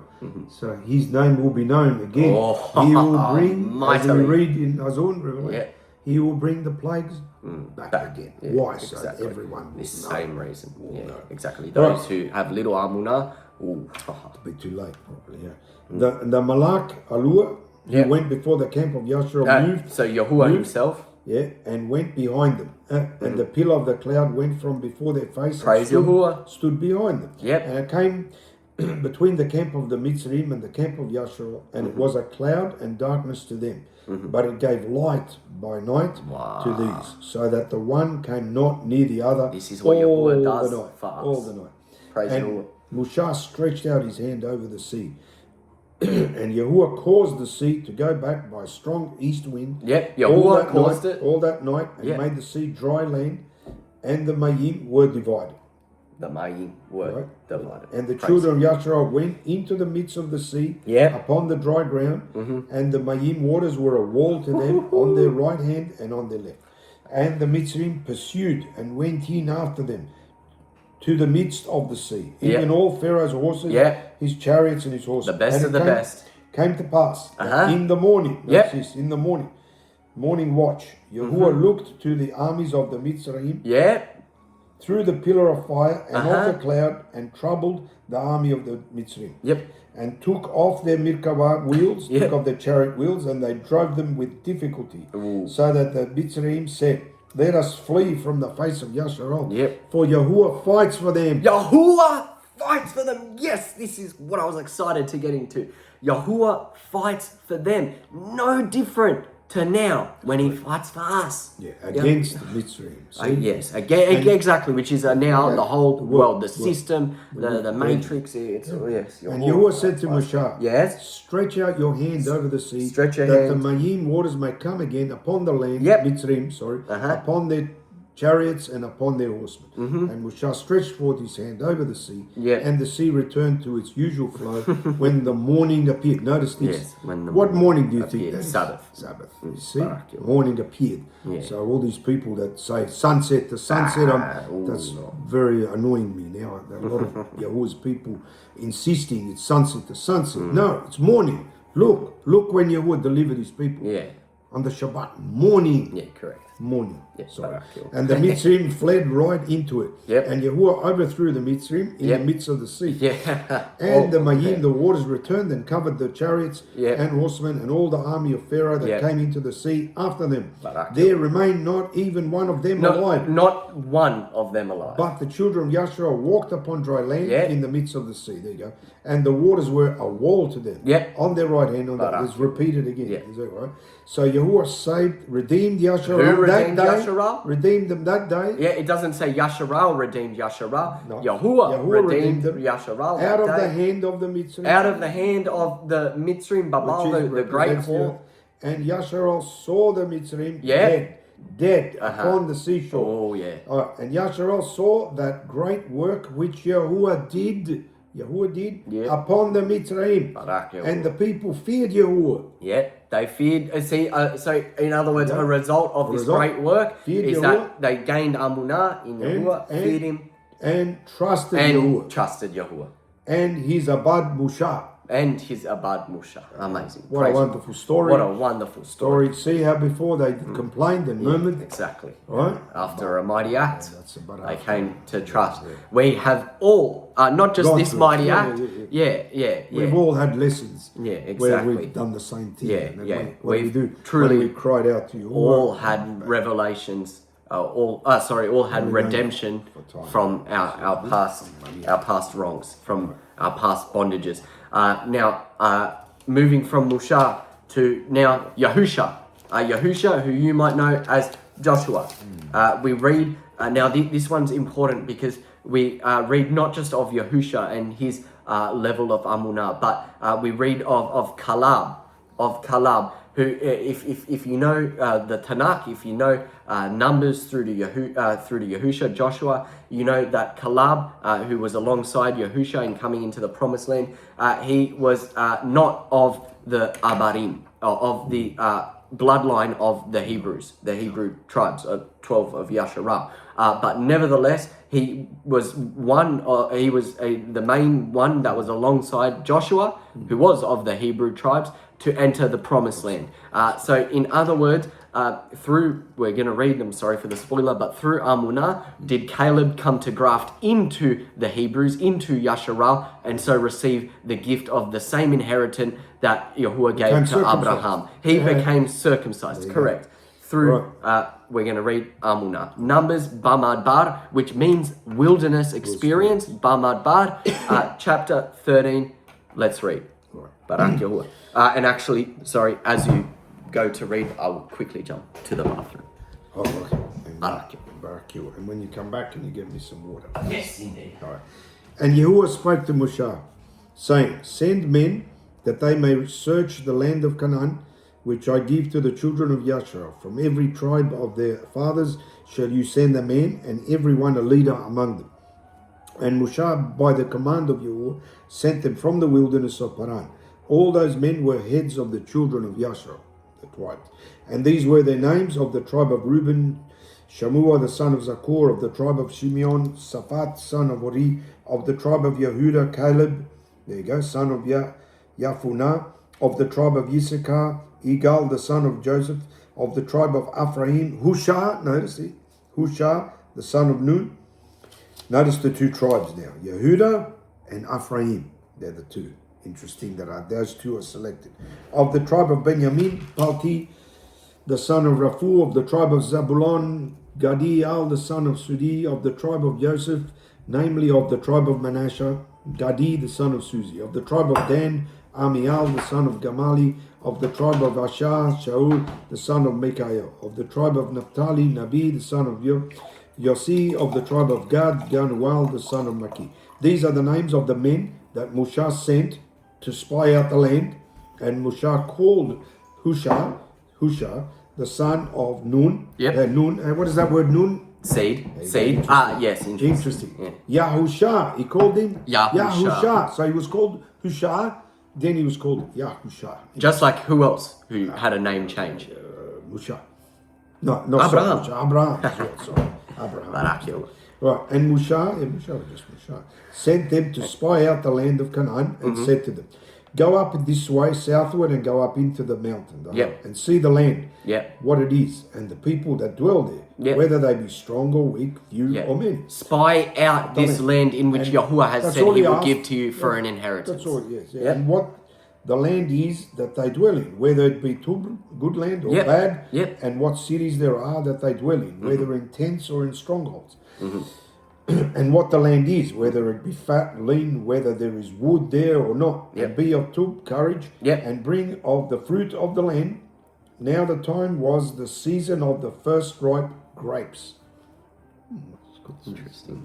You won? You won, yeah. So they went up and searched the land from the wilderness of Tzin to Rahab, as men come to Hamath. And they ascended by the south and came to Hebron, where Ahiman, Sheshai, and Talmai, the children of Anak, children of Anak, were. Now Hebron was built 7 years before Tsawan in Mitzrayim. Correct. And they came to the brook of Askol and cut down from there a branch with one cluster of grapes, and they bore it between the two of them on a pole. Yeah, on a pole. Were they small or big? Probably big, yeah. And they brought of the pomegranates and of the figs. Wow. There you go. The place was called the Brook of Eshcol because of the cluster of grapes that the children of Yashua cut down from there. Yeah. Right? And they returned from searching the land after 40 Amim. Yeah. I just mentioned that the Anak were what? Anakis were what? Oh, Giants. Giants. Giants. Naphalim. They were giants. They were giants. Oh, yeah. All right. Good. Yeah, that's good context. Praise the Lord. Yeah. That's why the fruit is probably huge. Yeah, I the don't fruit know was what they big. genetically knew what they were doing, right? And they went and came to Mushah and to Aaron and to all the congregation of the children of Yashua, to the wilderness of Paran, to Kadesh, and brought back word to them and to all the congregation, and showed them the fruit of the land. And they told him and said, we came to the land where you sent us, and surely it flows with milk and honey. Yeah. And this is the fruit of it. Now, listen. Nevertheless. Nevertheless. The people are strong. Yes. That dwell in the land. Oh, there we go. So, yeah, giants. There we go. The people are strong. Are walled and the very cities great. are walled, fortified, very great. And moreover, we saw the children of Anak there. Look. Yeah, giants. There you go. So, in other words, just like Yasharah with Mitzrayim, all odds are against us in coming into this land. Okay. So the Amalekites dwell in the land of the south. They were. Yeah, they were absolutely, yes. And the Hittites and the Jebusites and the Amorites dwell in the mountains. Hang on, but didn't Yahuah say that he'll give his people this land? Let's see. And the Canaanites dwell by the sea and by the coast of the Jordan. Yeah. Right? Okay. And Caleb Caleb quieted the people before Moshe and said, here we go. Let us go up. At once and possess it. At once and possess it. This is true Amunah, unbreakable trust. They're giants. Their walls are fortified. They have great armies. Nevertheless, Caleb said, let us go up. You guys stop quarreling. Let us go up and possess it. For we are well able to overcome them. We are well able to overcome them. Because who was on their side? Yahuah. Sabaoth. All right. But, here we go. Listen. But the men that went up with him said... Which we just read were from all the 12 tribes, all the men that were with him. We are not able to go up against the people. For they are stronger than we are. Yeah. Oh, no. Indeed. They forgot who indeed is king. Yeah, they lose. All right. They forgot who's king over them, Yahuah himself. And they brought up an evil report of the land. Listen. Which they had searched to the children of Yashua, saying, right, the land through which we have gone to search is a land that eats up its inhabitants. And all the people that we saw in it are men of great size. Yeah, giants. And there we saw, here we go, the Naphalim. Yeah, the giants. Naphalim, right? The sons of Anak. Anak, who came from the Naphalim. And we were in our own sight as grasshoppers. And so we were in their sight. We've got no chance. We are grasshoppers. We've got no chance. Nevertheless, Caleb said, let us go up. Let's go up. Let's keep going. Numbers, Bamad we're going to continue from 13 now to chapter 14. Caleb, let us go up to this land of the giants to possess it. I was mentioning when you were away that notice that Yahusha was of the tribe of Yehuda. Yeah, Yehuda. And Caleb was of the tribe of Ephraim. There you go. Two. Interesting how those two. And there's a little thing. All right, 14. And the entire congregation lifted up their voice and cried, and the people wept that Lila. And all the children of Yashua murmured against Mushah and against Aaron. And the whole congregation said to them, would to Yahuah that we had died in the land of Mitzrayim. Or would to Yahuah we that had died in this wilderness. Sukis. All right. And why has Yahuah... Absolutely no level of Amunah. And why has Yahuah brought us to this land? To kill us by the sword? That our wives and our children should be a prey. Is it not better for us to return to you know what? Mitzrayim? After Yahuah parted the sea. Yeah. Parted the sea and killed all those people. Look. Still, look at that. Yeah, exactly. No Amunah. No Amunah. Zero. Zilch. After he did all those signs and wonders. No, exactly. Amazing. This And is- they said one to another, let us make a leader and let us return to Mitzrayim. Let us make a leader. That sounds like Let us put All right. trust in man, in other words. Then Moshe and Aaron fell on their faces before the congregation of the children of Yashar. Yeah. And Yahusha the son of Nun and Caleb the son of Yahuah, Yep, and Caleb. who were from them that searched the land, Yep. tore their clothes. Yeah. Why? There What you they go. do? Yeah, Shame. exactly. Shame. And they spoke to all the company of the children of Yashar, saying, the land which we passed through to search it is an exceedingly tub land. Oh, yeah. If Yahuah delights in us, Yes. If Then- he delights in us, then he will bring us into this land. then he will bring us And into give it this to land us. and give it to us. There's no thought of making a man around them a king. No, it's if Yahuah delights in us, he'll bring us into this land. Let us go up. A land that flows with milk And honey. There you go. Only rebel not against Yahuah. Only rebel. One simple instruction: rebel not against Yahuah. Neither fear the people of the land. No, see, important here. Neither fear the people of the land. Neither fear those around you, For they are lakam for us. for they are bread for Their us. defense is departed from them, and Yahuah is with us. Yeah, Fear Yahuah them is not. with us. Fear Fear them not. not. But the entire congregation wanted to stone them with stones. See and the what having esteem- true Amunah will do.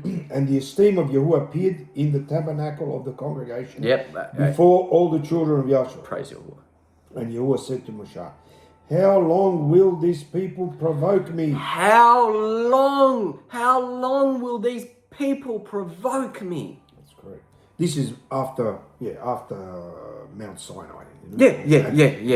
After built the they've received tabernacle, the Yahuah Torah. gave them the tabernacle. Yes, yeah, Right? then the golden calf, etc. Yes, How yes, long that's will these correct. people That's still- provoke yeah, me? After all that. Listen. And how long How long? will it be? Will it Until they trust us. Listen, until they trust us. Which is plurality of Yahuah. Remember, Correct. It's a capital Yahuah. Yeah, until they trust us. Yahuah. Just Yes, trust until Yahuah. they trust Yahuah. For all the signs that I have shown among them. There All you the go. signs I've Just shown said that. among them. I will smite them with the pestilence. Yeah, There you go. yeah, See? listen. Consequence. Yeah, Again. exactly, correct. Consequence. Correct. You trust Yahuah, Yeah, or you He trust provides you. Yeah. Don't trust Yahuah, Yeah, trust in man. you're in trouble. No, I will Chastise smite them. you with the pestilence, says Yahuah. That's it. I will smite them with the pestilence and disinherit them. and will disinherit them. And will make of you a greater goy, which is a Nation. nation, Stranger. and mightier than they are. Yeah, There you go. mightier than they are. There And you Moshe go. said to Yahuah, then the Mitzrayim shall hear it, for Yeah. you brought up this people in your might from among them. If There you go. forsake your people, then Yeah, Egypt will well, surely it's a hear point. that. Yeah, he was covering for them. Yeah. And they will tell it to the inhabitants of this land, Yeah. for they have heard that you, Yahuah, are Yeah. among this people, Yeah. that you, Yahuah, are seen face to face, and that your cloud stands over them, and that you Yeah. go before them by yom day in a pillar of a cloud and a pillar of fire by night. Now, if you shall kill this entire people If you kill all your people who have lost Amunah in you, as one man, yeah, then the nations who have heard of your fame will speak, saying, they will. because Yahuah was not able to bring this people into the land Correct. which he swore to them, therefore he has slain them in the wilderness. Yeah, that's what they would say. It's going to look bad in Yeah, your part. you indeed. say. And now I beg you, I beg let- you, says Moses. let the power of Yahuah be great, Yes. according as you have spoken, saying, According as you have Yahuah is long-suffering Yeah. and of great rakamim, He is. forgiving iniquity and transgression, Yeah. there you go, and by no means Yeah. clearing the guilty, no, Yep. visiting the iniquity of the Abut fathers Yeah, to the upon the children to the third and fourth generation. Praise Yahuah. Pardon, There you I go. beg you, the iniquity Pardon of this people the iniquity according of to this the people. greatness of your rakamim, Yep. and as you have forgiven this people Yeah. from Mitzrayim, Uh-huh. even until now. Yep. So see here, we now get revealed another level of Amunah, which is having trust that Yahuah pardons our past iniquity, And- that we may then go forth and walk in his turut, in his ways and instructions. And notice this is the second time, because when Moses came down the mountain, same story. Yeah. What did Yahuah? At the golden He had calf. to break the Yeah. covenant, he Yeah. broke the tablets, and Yahuah was going to wipe them out. So Moshe pleaded again. Yeah, exactly. Again. Yahuwah Amazing. does not like those who lose trust in him. Kind of consequences. And Yahuwah said, I have pardoned according to your word. Because of Full Moshe of said, rachamim. But as truly as I live, here we go. Listen, another as but. truly, Sorry, it's a but, right? as truly as I live, All the land shall be filled with the esteem of Yahuwah. oh, barak, yes, it Still shall. will. Because all those men who have seen my esteem Yep, and my nisim, which are miracles. which I did in Mitzrayim, Exactly, and correct. in the wilderness, Yep. and have tempted me. Listen. Tempted me. Yes. Now these 10 times, 10 times. and have not listened to me. They have still not listened to my voice. Right, so this is what he do. They still like surely Amunah. they shall not see the land. Listen, that I swore. surely they shall not see the land. They lacked Amunah, trust in me, Yahuwah. So what happens? So surely they will not see the land. So there's a consequence. Yes, Again, correct. for not trusting Yahuwah. Yep, Consequence. As very we well. Praise you. Right. Neither shall any of them that provoked me see it. Yeah. But my Abad Kalab, Yet my servant Caleb, because he had another Ruach in him. because he Which said, Ruach? let us go up. Another Ruach. Correct. To the other. To the others, which is correct. Yahuwah's Ruach. And has followed me fully. Sorry, partially. Partially. Fully. He has followed me fully. Him will I bring into the land. Him will I bring where he into the went. land where he went, despite being an Ephraimite. And his Zerah shall possess it. His seed shall possess represented it. of Praise Yahuwah. Ephraim. Ephraim. Those who repent from among the nations, to them will they see. To them will the promised land be given. And funny is Yahusha came from Yahudah. Yehudah. But that really point They Yahusha both did come from Yahudah. made it into the promised land. Amazing. Right. Praise Yahuwah. Now the Amalekites Yep. and the Canaanites Yep. dwelt in the valley. Tomorrow, this you were Yep. still speaking, right? Tomorrow, turn and set out into the wilderness by the Darak, the way of the Yamsul. Yep. Right. And Yahuwah spoke to Moshe and to Aaron, saying, How long shall I bear with this evil congregation? How long shall Yahuwah bear with this wicked congregation who murmur against who murmur against him? Yeah, I have heard the murmurings of the children of Yasharah, Of course he has. that they murmur against me. Say to them, Listen. As truly as I live, says Yahuwah, which is always as you have spoken in my ears, so will I do to you. There you go. Correct. Your carcasses Listen. shall fall Yep. in this wilderness, Oh. and all that were numbered among you, Listen. according to your whole number, from 20 years old Yep. and upward, Yep. who have murmured against me. Listen. For sure, you shall not come into the land, For sure you shall not come into the land. concerning which I swore to make you dwell there, except Except the son of Yafunama Caleb and Yahusha, and the son Yahusha, of Nun, the son of the Nun. it's the son of the seed. Interesting. There you go. All right, Yeah, but praise your Yahuwah. little ones, Which Yahuwah waters. your little ones who you said should be a prey, Yep. them will I bring in, and they shall know the land that you have despised. Yep, there But you as go. for you- I'm going to teach you a great lesson of you having not trusted in me, so you shall not get the reward of those who do trust in me. But as for you, your carcasses, they shall fall in this wilderness, and your children shall wander in the wilderness 40 years, and bear your whoring until your carcasses are wasted in the wilderness. There you go. So a lack of Amunah is compared to whoring. Well, it's death. Yeah, It's also death. death. Yeah, death. See? After the number of the Yamim in which you search the land, the days, even 40 days, 40 days. each day for Each a year. day for a year. There you go. Correct. Shall you bear your iniquities? Yep. Even 40 years, and you shall know the result of straying from me. You see that? The result of not trusting in me, It's Yahuwah. the opposite of of Amunah. There you go. Yahuwah, I Yahuwah have said, I will surely do it to this entire wicked congregation He has that have spoken. gathered together against me. Yep. In this wilderness they shall be consumed, and there they shall die. Right. And the men whom Moshe sent to search the land, who returned and made all the congregation to murmur against him by bringing up slander about the land. They had Even fear. those men that did bring up the evil report from the land died, They died. by the plague before Yahuwah. By the plague. There you But go. Yahusha, the son of Nun, and Caleb, the son of Yafunah, Let us go up. who were from the men that went to search the land, still lived. Yes, Okay, Barak two that Yahuah. lived. There Only you two go. lived. Pointing out those who have Amunah in Yahuah will surely live.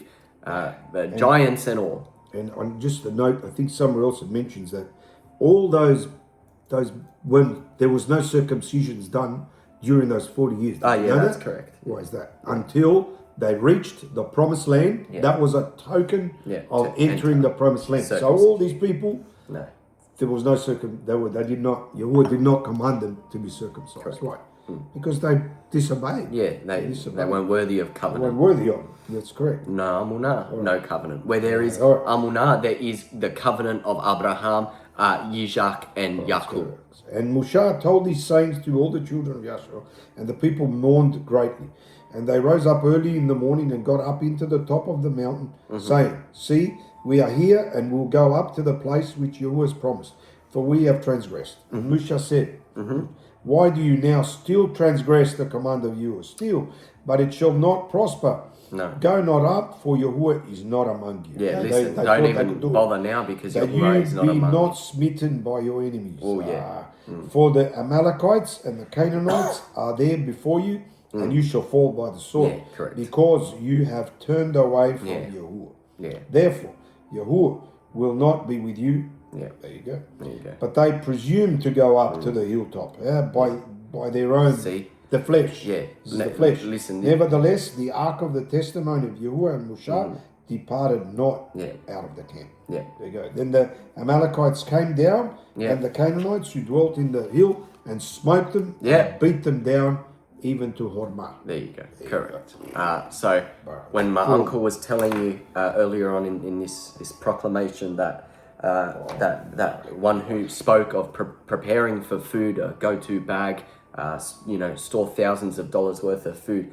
When one who was convincing people to do this as opposed to trusting in Yahuwah, one who still does it to this day, years after, they will be of the people that we just read. Will then see Yahuwah's true people who didn't prepare food, who didn't have a go-to bag. They will see them being fed by the hand of Yahuwah, and surely try to say, I made all these people prepare and do this and that, but now I'm just going to leave it all and go, and Yahuwah will take care of me like He took care of them. But no, Yahuwah will not allow that, because what do you lack? What did you lack all these years? Amunah. You were putting evil conspiracies against Yahuwah by telling people prepare in worldly terms, but do not prepare spiritually. That's no different. We're having a little break now. All right. Big one. This is a big one. Sorry. A big precept. Alex chose it. Perhaps one of the biggest shows in the whole of Scripture of Amunah, of unbreakable trust. From Abraham to Moshe to Yahusha, the son of Nun, to now Daud, sovereign Daud, who you might know as David. We're going to read none other than the mighty battle David did not fight this battle, but that Yahuwah fought. The battle of sovereign Daud, King David, and Goliath. Daud and Galut, David and Goliath. Right, I might read half each of this one. Barak Yahuwah. First Shmuel, would you like me to begin? No, I'll begin. All right. First Shmuel Aleph, 1 Samuel, chapter 17, verses 1 through to 51. Amunah will truly and surely save your life. All right. Now the Philistines gathered together their armies to battle. Yep. And were gathered together at Sukkah, which belongs to Yehuda, and camped between Sukkah and Azekah in Aphas Damim. And Shaul and the men of Yasharal were gathered together and camped by the valley of Elah, and began the battle, in battle against the Philistines. And the Philistines stood on a mountain on the one side, and Yasharal stood on the mountain on the other side. And there was a valley between them. And there went out a champion out of the camp of the Philistines. Out of the camp of the Philistines. Named Goliath. Of Gath. Goliath of Gath. Whose height was 4 cubits and a span. In other words, he was a giant. He was tall, pretty big. Right? And he had a helmet of bronze upon Yeah. his head, and he was armed with a coat of scaled armor. Yeah. And the weight of the coat was 5,000 shekels of bronze. But heavy Pretty armor. heavy, let's say that. And he had shin guards of bronze Yeah. upon his legs, and a spear of bronze between his shoulders. Yeah, armor, a spear. And the shaft of his spear was like a weaver's beam. And his spear's head weighed 600 shekels of iron. And his shield bearer went before him. Yep. And he stood and shouted to the army of Listen. Joshua and said to them, Listen. Why are you come out to set yourselves in battle? Yes. Am I not a Philistine, and you servants to Shaul? There you go. Choose a man from among you. Choose a man from among and you. let him come down to me. Let him come If he to is me. able to fight with me and to kill me, Yep. then will we be your servants. But if I he's prevail forgetting. against him and kill him, Yep. then shall you be our servants and Yep. serve us. Yeah. His idea is that it's a man-to-man war. A man-to-man war. And the Philistine said, he said, I defy the armies of Yasharal. I defy this day. Yasharal this day. Give me a man that we may fight together. Give me a man that we may fight When together. Shaul and the house of Yashar heard the words of the Philistine, they were dismayed and greatly afraid. Yeah. Now, Dawood was the son of the Ephrathite Yeah. of Bethlehem, Yeah. Bethlehem, Yeah. Yehuda, Yeah. whose name was Ishai. And Barak he had Yahuah. 8 sons. Yep. And in the days of Shaul, the man Ishai was old and advanced in years. Yep. And the 3 eldest sons of Ishai went and followed Shaul to the battle. Yep. And the names of his 3 sons that went to the Were? battle were Eliab, Yep. the firstborn, Eliab, the firstborn, and next to the him, elder.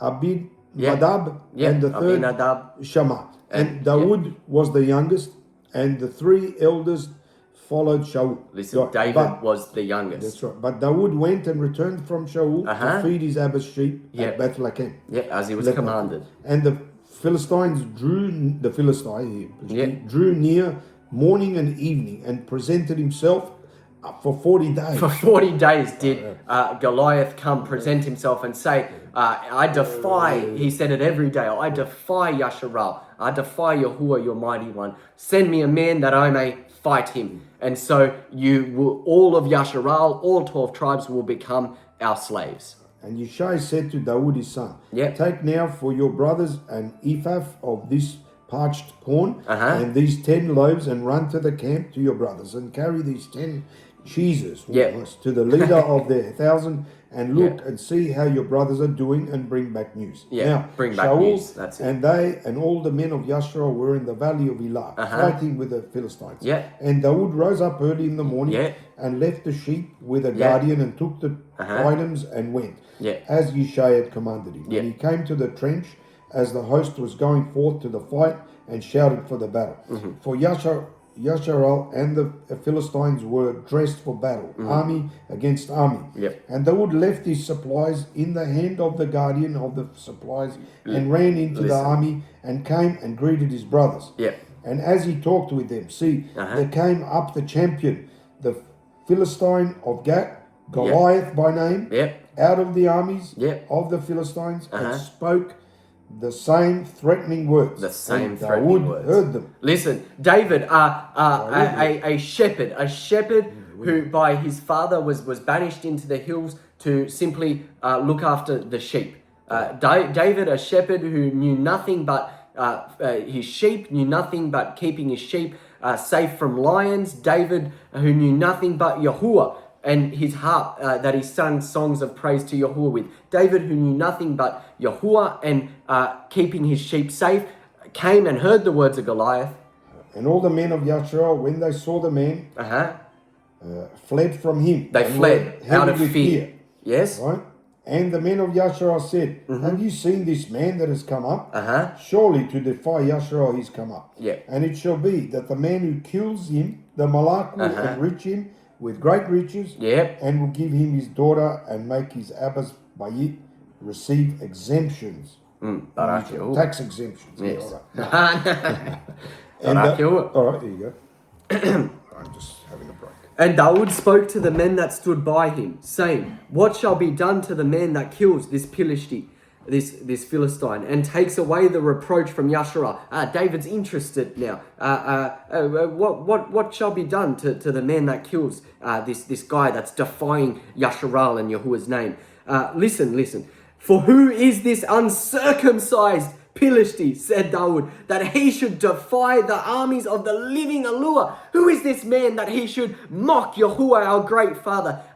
Before this, all of Yasharal feared this giant. They didn't think about the fact he was defying Yahuwah. They didn't care about Yahuwah. They were scared for their lives. But David comes knowing nothing but his sheep and says, who is this man, this uncircumcised Philistine, that he should defy the armies of the living Yahuwah? Listen, and the people answered him after this manner, saying, so shall it be done to the man that kills him. And Eliab, his eldest brother, heard when he spoke to the man. And Eliab's anger was lit against Dawood, and he said, why did you come down here? Why did you come down here, you shepherd? Pretty much is what he said. And with whom have you left those few sheep in the wilderness? I know your pride and the evil of your love, your heart, for you have come down that you might watch the battle. And David said, what have I now done? I was just talking. What have I done? I was just talking. And he turned from him toward another and spoke after the same manner. And the people answered him again after the former manner. And when the words were heard that Dawood spoke, they repeated them before Shaul, and he sent for them. And Dawood said to Shaul, let no man's heart fail because of him. Your servant will go and fight with this Philistine. Well, David was the only one to have the Amunah to speak up against this uncircumcised man who defies Yasharah. Shaul said, let this man go then. Let him go and fight. None of you will go and fight. Mm-hmm. And listen, Dawood said to Shaul, let no man's heart fail because of him. David said to Shaul, your Abad, your servant, being me, David, will go and fight with this Philistine. And Shaul said to David, you are not... I stand corrected. Shaul said to David, you are not able to go against this Philistine to fight with him, for you are but a youth, and he is a man of war from his youth. Lack of Amunah. Yeah, see? Exactly. And David said to Shaul, your Abad kept his Abba's sheep, and there came a lion and a bear, and took a lamb out of the flock. And when I went after him and smote him and delivered it out of his mouth, and when he arose against me, I caught him by his beard and smote him and killed him. Your servant killed both the lion and the bear, and this uncircumcised Philistine shall be as one of them, seeing as he has defied the armies of the living Yahuwah. David said, moreover, Yahuwah that delivered, Yahuwah that delivered me out of the paw of that lion and out of the paw of the bear, he will deliver me out of the hand of this Philistine. Yahuwah will deliver me. So let this servant, he said to Saul, he said to Saul, so let this servant me go and fight, for Yahuwah will surely do a mighty act. And Shaul said, here's where Shaul said to Dawood, go and Yahuwah be with you. Go and Yahuwah be with you. No choice. Go and Yahuwah be with you. He's the only one that has Amunah. So Saul said, go and Yahuwah be with you. And Shaul armed Dawood with his armor, and he put a helmet of bronze upon his head. Also he armed him with a coat of armor. And Dawood girded his sword upon his armor, and he began to go, but stopped, for he had not tried them. And Dawood said to Shaul, I cannot go with these. Dawood said, don't worry about the armor, for I have not tried them. And Dawood took them off. And instead he took his staff in his hand and chose 5 smooth stones out of the brook and put them in a shepherd's bag, which he had, even in a pouch. And his sling was in his hand, and he drew near to the Philistine. And the Philistine came on and drew near to Dawood, and the man that bore the shield went before him. And when the Philistine looked around and saw Dawood, he despised him, for he was but a youth, and dark-skinned and ruddy, and of a handsome appearance. He was a meek, small youth. And the Philistine, being Goliath, said to Dawood, am I a dog that you should come to me with sticks? And the Philistine cursed Dawood by his pagan mighty one. Interesting. And the Philistine said to Dawood, Come to me, and I will give your flesh to the fowls of the air and to the beasts of the field. Listen, then said Daud to the Philistine, you come to me with a sword and with a spear and with a shield, but I come to you in the name of Yahuah Sabaoth, Yahuah of hosts, the allure of the armies of Yasharal, whom you have defied. This yom, this day, will Yahuah, this is true Amunah, will Yahuah deliver you into my hand, and I will smite you and take your head from you. And I will give the dead bodies of the armies of the Philistine this day to the fowls of the air and to the wild beasts of the earth, that all the earth may know that Yasharal has Yahuah. There you go. All so that the armies of the Philistine will know that Yasharal has Yahuah. This has a liking to when the Yahuah parted the sea. So Yahuah, people have to see with their eyes. Yeah, they have to see something, and then that's the way they believe, by sight. Crazy. They're walking by sight. Dawood is the only one walking by Amunah. There you go. Amunah. Who is this uncircumcised Philistine that he should defy the armies of the living Allure?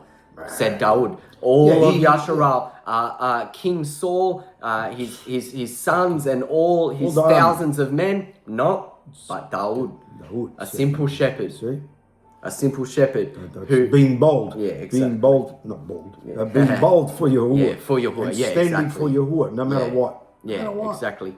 Unto death. Trusted in Yahuah. Dawood was ready to die, but he knew. Exactly. He knew Yahuah. No, he trusted. Yahuah was with him. Yeah. See? Yahuah did what? Watered his seed of trust. How? Let's read. And all this congregation shall know that Yahuah saves not with sword and spear. No, he doesn't. Nope. For the battle is Yahuah's, and he will give you into our hands. This is what Dawood said to the Philistine, a massive giant.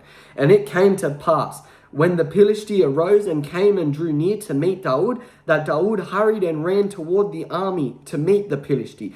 And Dawood put his hand in his bag and took a stone and slung it and smote the Philistine in his forehead, that the stone sunk into his forehead, and he fell upon the face of the Arats. He got stoned. He fell upon his face to the Arats. He fell upon his face to the earth. So Dawood prevailed over the Philistine with what? A sling and a stone, and smote the Philistine and killed him. But there was no sword in the hand of Dawood. Not even a sword. Amazing. Power. Praise Yahuah. Therefore Dawood ran and stood over the Philistine and took his sword. He took Goliath's sword and drew it out of the sheath and killed him and cut off his head with it. And when the Philistines saw that their champion was dead, what did they do? They fled. And the men of Yasharal and of Yehuda, interesting, arose and shouted and pursued the Philistine as far as the valley to the gates of Akrun. And the wounded of the Philistine fell down by the way to Shari'im, even to Gat and to Akron. And the children of Yasharal returned from chasing after the Philistine, and they plundered their tents. They took the spoil. Again, amazing, the same thing. If you trust Yahuah, but he'll Yahuah give did you it because of Dawood. He's still out covered. of one man's Amunah they still benefit. Free his entire nation, Yasharal. Amazing. All right. And Dawood took the head of the Philistine and brought it to Jerusalem, but he put his armor in his tent. And when Shaul saw Dawood go forth against the Philistine, he said to Abner, the leader of the army, Abner, whose son is this youth? And Abner said, as your Cain lives, your life lives, O Malak, I cannot tell you. Oh, sorry, we ended up reading the whole chapter. Well, finish it now. All right, Barak Yahuah. And the Malak said, find out whose son the young man is. And Dawood returned from the slaughter of the Philistine. Abner took him and brought him before Shaul with the head of the Philistine in his hand. And Shaul said to him, whose son are you, young man? And Dawood answered, I am the son of your servant Yishai, the Beit Lahmite. Barak Yahuah. Barak Yahuah. And so you continue to read that Dawood found great favor even in the sight of sovereign Shaul, so becoming king of all of Yasharal, and Yasharal had peace once again. All right, thank you. Hope that was good. No, still got a few more to go. The Amunah of sovereign Dawood, the Amunah of David with the sling and stone will save One of the our lives. best stories. My granddaughter, she's only 6. Her favorite. She loves it. Her favorite story. Praise Yahuah. Favorite movies. And Amazing. watch it all and knows everything about. See how it shows. As it is my That favorite. shows Amunah. Goosebumps. That is, we must, though you may find it hard to comprehend, we must walk with that same Amunah in this season. That's correct. All right. The same Amunah that we will finish this. Abarym. So, let's go. Hebrews. Abarym. Oh, this is Amunah. What is Amunah? How did our forefathers display this? Hebrews Abarym 11 in its entirety. Barak Yahuah. Let's read. Another long one. All right. Now. All right. Amunah is the substance of things now hoped for, as it was the substance of things which have already come to pass, as it is the evidence of things not yet seen. The evidence of things that we are yet to see with our eyes. Who wrote Hebrews? Barnabas. Barnabas. Yeah. All right. For by it, Zaknai Yasharal By it, the elders of the elders Yasharal obtained a tub report. obtained a great report. Oh, yes, they did. Through Amunah, we understand that the Olam, the worlds, were framed by the word of Yahuah. Barak Yahuah. Right? So that things that are seen were made by the invisible. Amazing. By Amunah, Habal, Abel offered to Yahuah a more excellent sacrifice offering than Cain. See, by Amunah, because he trusted in Yahuah. By which he obtained witnesses that he was Sadiq, righteous. Yahuah testifying of his gifts, and by it, he being dead yet speaks. Is Amunah speaks. Amunah speaks, correct. Here we go. Next one. By Amunah, Enoch was translated that he should not see death. On the earth. On the earth. No different to what Yahuah has promised his end time, 144,000 covenant keeping people. And was not found. There you go, wasn't found. Because Yahuah had translated him, for before his translation, he had this testimony, that he pleased Yahuah. I mean, still trusted Yahuah. Pleased Yahuah. But without Amunah, it is impossible to please him. So without trust in Yahuah, it is literally impossible to please Yahuah. Because what is Yahuah looking for in each one of us? Trust in him. Trust. For he that comes to Yahuah must trust that he is, and that he is a rewarder of those that diligently seek him. We saw that whenever they trusted Yahuah, what did they get? All examples. He rewards. Gold, silver, whatever. Spiritually and physically. We get gold. Praise silver, Yahuah. but anyway. All streets paved with gold, it's written. That's correct. Yeah, that's our final reward. Yes, we want that. All right. By Amunah, Noah, Noah, being warned by Yahuah of things not seen as yet. Who was he warned by? Yahuah, not by man. No. Not by man that there's a famine coming. So it was by Yahuah he was warned. A flood. There was a flood coming. He told him there was a flood coming. Barak Yahuah. Exactly. I believe him. Moved with fear. With fear. Made an ark to redeem his bayit. Yahuah told him to make the ark, not man. Now by it he condemned the world and became heir of the Tzedakah. That is by Amunah. By Amunah. Okay. Right, next one. Amunah. By Amunah, Abraham, when he was called to go out into a place that he would later receive as an inheritance, obeyed, and he went out. Not knowing where he was going. He didn't know where he was going. There you go. Right. By Amunah, he sojourned in the land of promise, as in a strange country. As we read. Dwelling in tents with Yitzhak and Jacob, the heirs with him of the same promise. Praise Yahuah. Promise. That's what we're waiting for too. For he looked for a city that has foundations, whose builder and maker is Yahuah. That's what we do too. Aren't we not looking at for Mount Zion? Yeah, Mount Zion. Because whose builder and maker is Yahuah.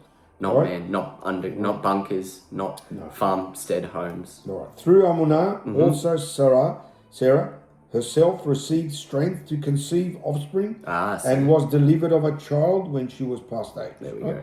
Because she deemed him faithful, truthful, who had promised. There we go. Therefore sprang forth one from him almost dead, and then later others, as many of the Kokavim of the Shamayim. Yep, the in luminaries multitude, of the and as the sand which is by the seashore. Innumerable. Again, there's the reward. Yeah, The crazy. reward. Right? These all died in Amunah. Listen, These they all died in in Amunah. There you go. In Even Enoch. Amunah. So even Yeah. Enoch, right? And they all Even died though it got in translated. Amunah. So, not having received the heavenly promised Yep. land. You see that? This is why Yahuah or Yashara, we must keep fighting, yum by yum, the tub fight, enduring. We are soon to see it. Have Amunah. Yeah. But having seen it far off, and were persuaded of it, and embraced it, and confessed that they were strangers and pilgrims on the earth. See, what are we? We are but sojourners. That's what we on are. This We earth. are pilgrims, Strangers, through the earth. passing through. For they that say such things declare plainly that they seek a country. All right. And truly, if they had been mindful of that country from where they came out, they might have had the opportunity to return. But now they desire a better country that is a heavenly one. I mean, Yeah, exactly. therefore Mount Yahuah Zion draws nigh. Therefore Yahuah is not ashamed to be called their Lure, Yep. for he has prepared for them a city in Africa. No. Sorry, in Jerusalem. New Jerusalem. In America. No. It's in the Shammai. We cannot see with our eyes the promise Yahuah has planned for us. This is the reward of our Amunah. That's right. By Amunah, Abraham, when he was tried, 10 times, remember, offered up Yitzhak. There we go. There's another one. And he that had received the promises offered up his only brought forth son, of whom it was said, that in Yitzhak shall your Zerah be called. Yes. Yours, right? There we go. The result of Of the Amunah. 12 tribes. Yeah, praise Yahuah. Accounting that Yahuah was able to raise him up even from the dead, from where also he received him in a figure. Yeah, perfect. All right. By Amunah, next, Yitzhak, Isaac, Baruch Yakub, and Asap, concerning things to come. Yes. By Amunah, Yakub, when he was dying, Baruch both the sons of Joseph, Listen. and worshipped, leaning upon the top of his staff. Praise Yahuah. He continued the covenant. That's it. By Amunah, Joseph, when he died, made mention of the exodus of the children of Yasharah. There you go. And gave them a commandment concerning his bones. That one too. By Amunah, Musha, when he was born, was hidden 3 months by his parents. Because they saw he was a beautiful child, and they were not afraid of the Malak's. See, even Musha's parents had Amunah. By Amunah, Musha, when he was grown, refused to be called the son of Pharaoh's daughter. Yes. See? Choosing. Notice that word. Choosing. Yeah, choosing. So we all have choices. Everything is about. You notice we everyone must had a willingly choice. choose. Dawood had a choice. Yeah, correct. He made that choice. Abraham, Caleb had a choice. Anuk, they all made that choice to listen to Yahuah. Right? And walk there. Choosing rather to suffer affliction with the people of Yahuah than to enjoy the pleasures of crime for a short while. Interesting. So could it be the same in these end times? That's the test. Physically being ready, but not spiritually. What's going to be tested? Yeah, exactly. No. Our Amunah. Some of us are being tested now. Those that are not listening or following will be tested. Yeah, they will be tested. In this period called the Great Tribulation. That's how we see it. Yeah. Right. Yes, esteeming the reproach of the Mashiach as greater riches than the treasures of Mitzrayim. There you go. For he looked forward to receive the reward. He looked forward. That's what Yahuah do. We move and look forward. Not now. Exactly. By Amunah, he forsook Mitzrayim. Yes. Not fearing the wrath of the Malak. Forsook all of Mitzrayim, the whole matrix. He endured. Is that word? Endured. As seeing him, Yahuah, who is invisible. He endured. Yeah. So wait, if Yahuah is invisible, who is Yahushua? Yeah, exactly. The visible. The visible Yahuah. All right. Through Amunah, he kept the Pasach. Through Amunah, he kept the Pasach, the and Passover. The sprinkling of dung. Yep. Lest he that destroyed the firstborn should not touch them. Yes. Amazing. All right. By Amun, that's when he took them out. By Amunah, they passed through the Yom Suf on dry land. As we read. Right, which the Mitzrites attempted to do. All odds against Yasharal. By Amunah. By Amunah, the walls of Jericho fell down. After they were circled around for 7 days. We didn't read that one, but that's great. What was Jericho? Why do you think Yahuah went? I'm sorry, I got to say this. Why did Yahuah send them? The first place in the land, he sent them to destroy what city? Jericho. Guess what they worship? Jericho. Yeah. What did they worship? Yarayak. The moon. The moon. The moon. Why did Yahuah do that? Is he not telling us our journeys when we come out of Mitzrayim? What do? You kept the Sabbath, we do, and then when we enter the land, what is the first thing we have to get rid of and destroy? Exactly. Stop following the doctrine of man, the Yarayak, the moon. Correct. There you go. Right. By Amunah, the harlot Rahab, did not perish with them that trusted not when she had received the spies with Shalom. She had Amunah. What was a reward? Would reward her. Exactly. What was a reward? Her household being redeemed. And what more shall I say?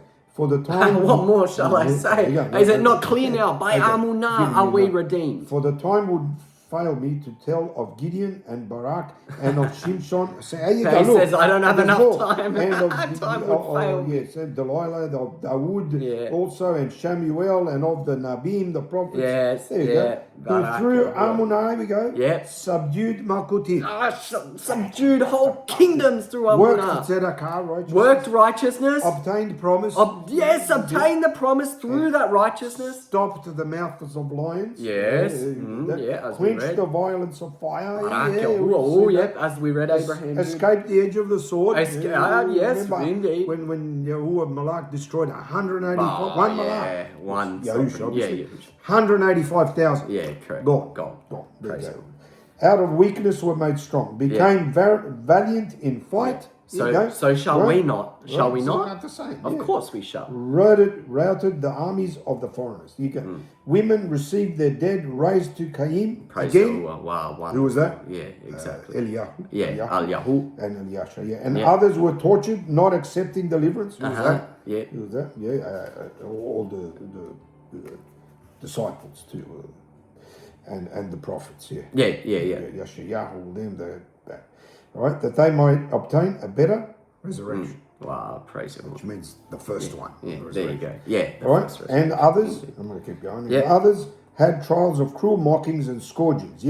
And also chains and imprisonment. These were all those who started coming to the truth shortly after Yahusha's impalement. They were stoned, they were sawn apart. Stoned, sawn apart. Were tempted, were slain with the sword. They wandered about in the sheepskins and goatskins, being destitute, afflicted, tormented. Of whom this world was not worthy. Not worthy. They wandered in deserts and in mountains and in dens and in caves of the earth. See, we got it pretty easy today. Yet all of you still lack we such. We shouldn't stop murmuring and complain. We shouldn't murmur. No, we trust Yahuah looks after us. Yum by yum. Listen. And all these, having obtained a good report, through Amunah, having obtained a good report through what? Amunah. Through Amunah, received not the promise. Yahuah, received not the promise. Yahuah having provided for us too.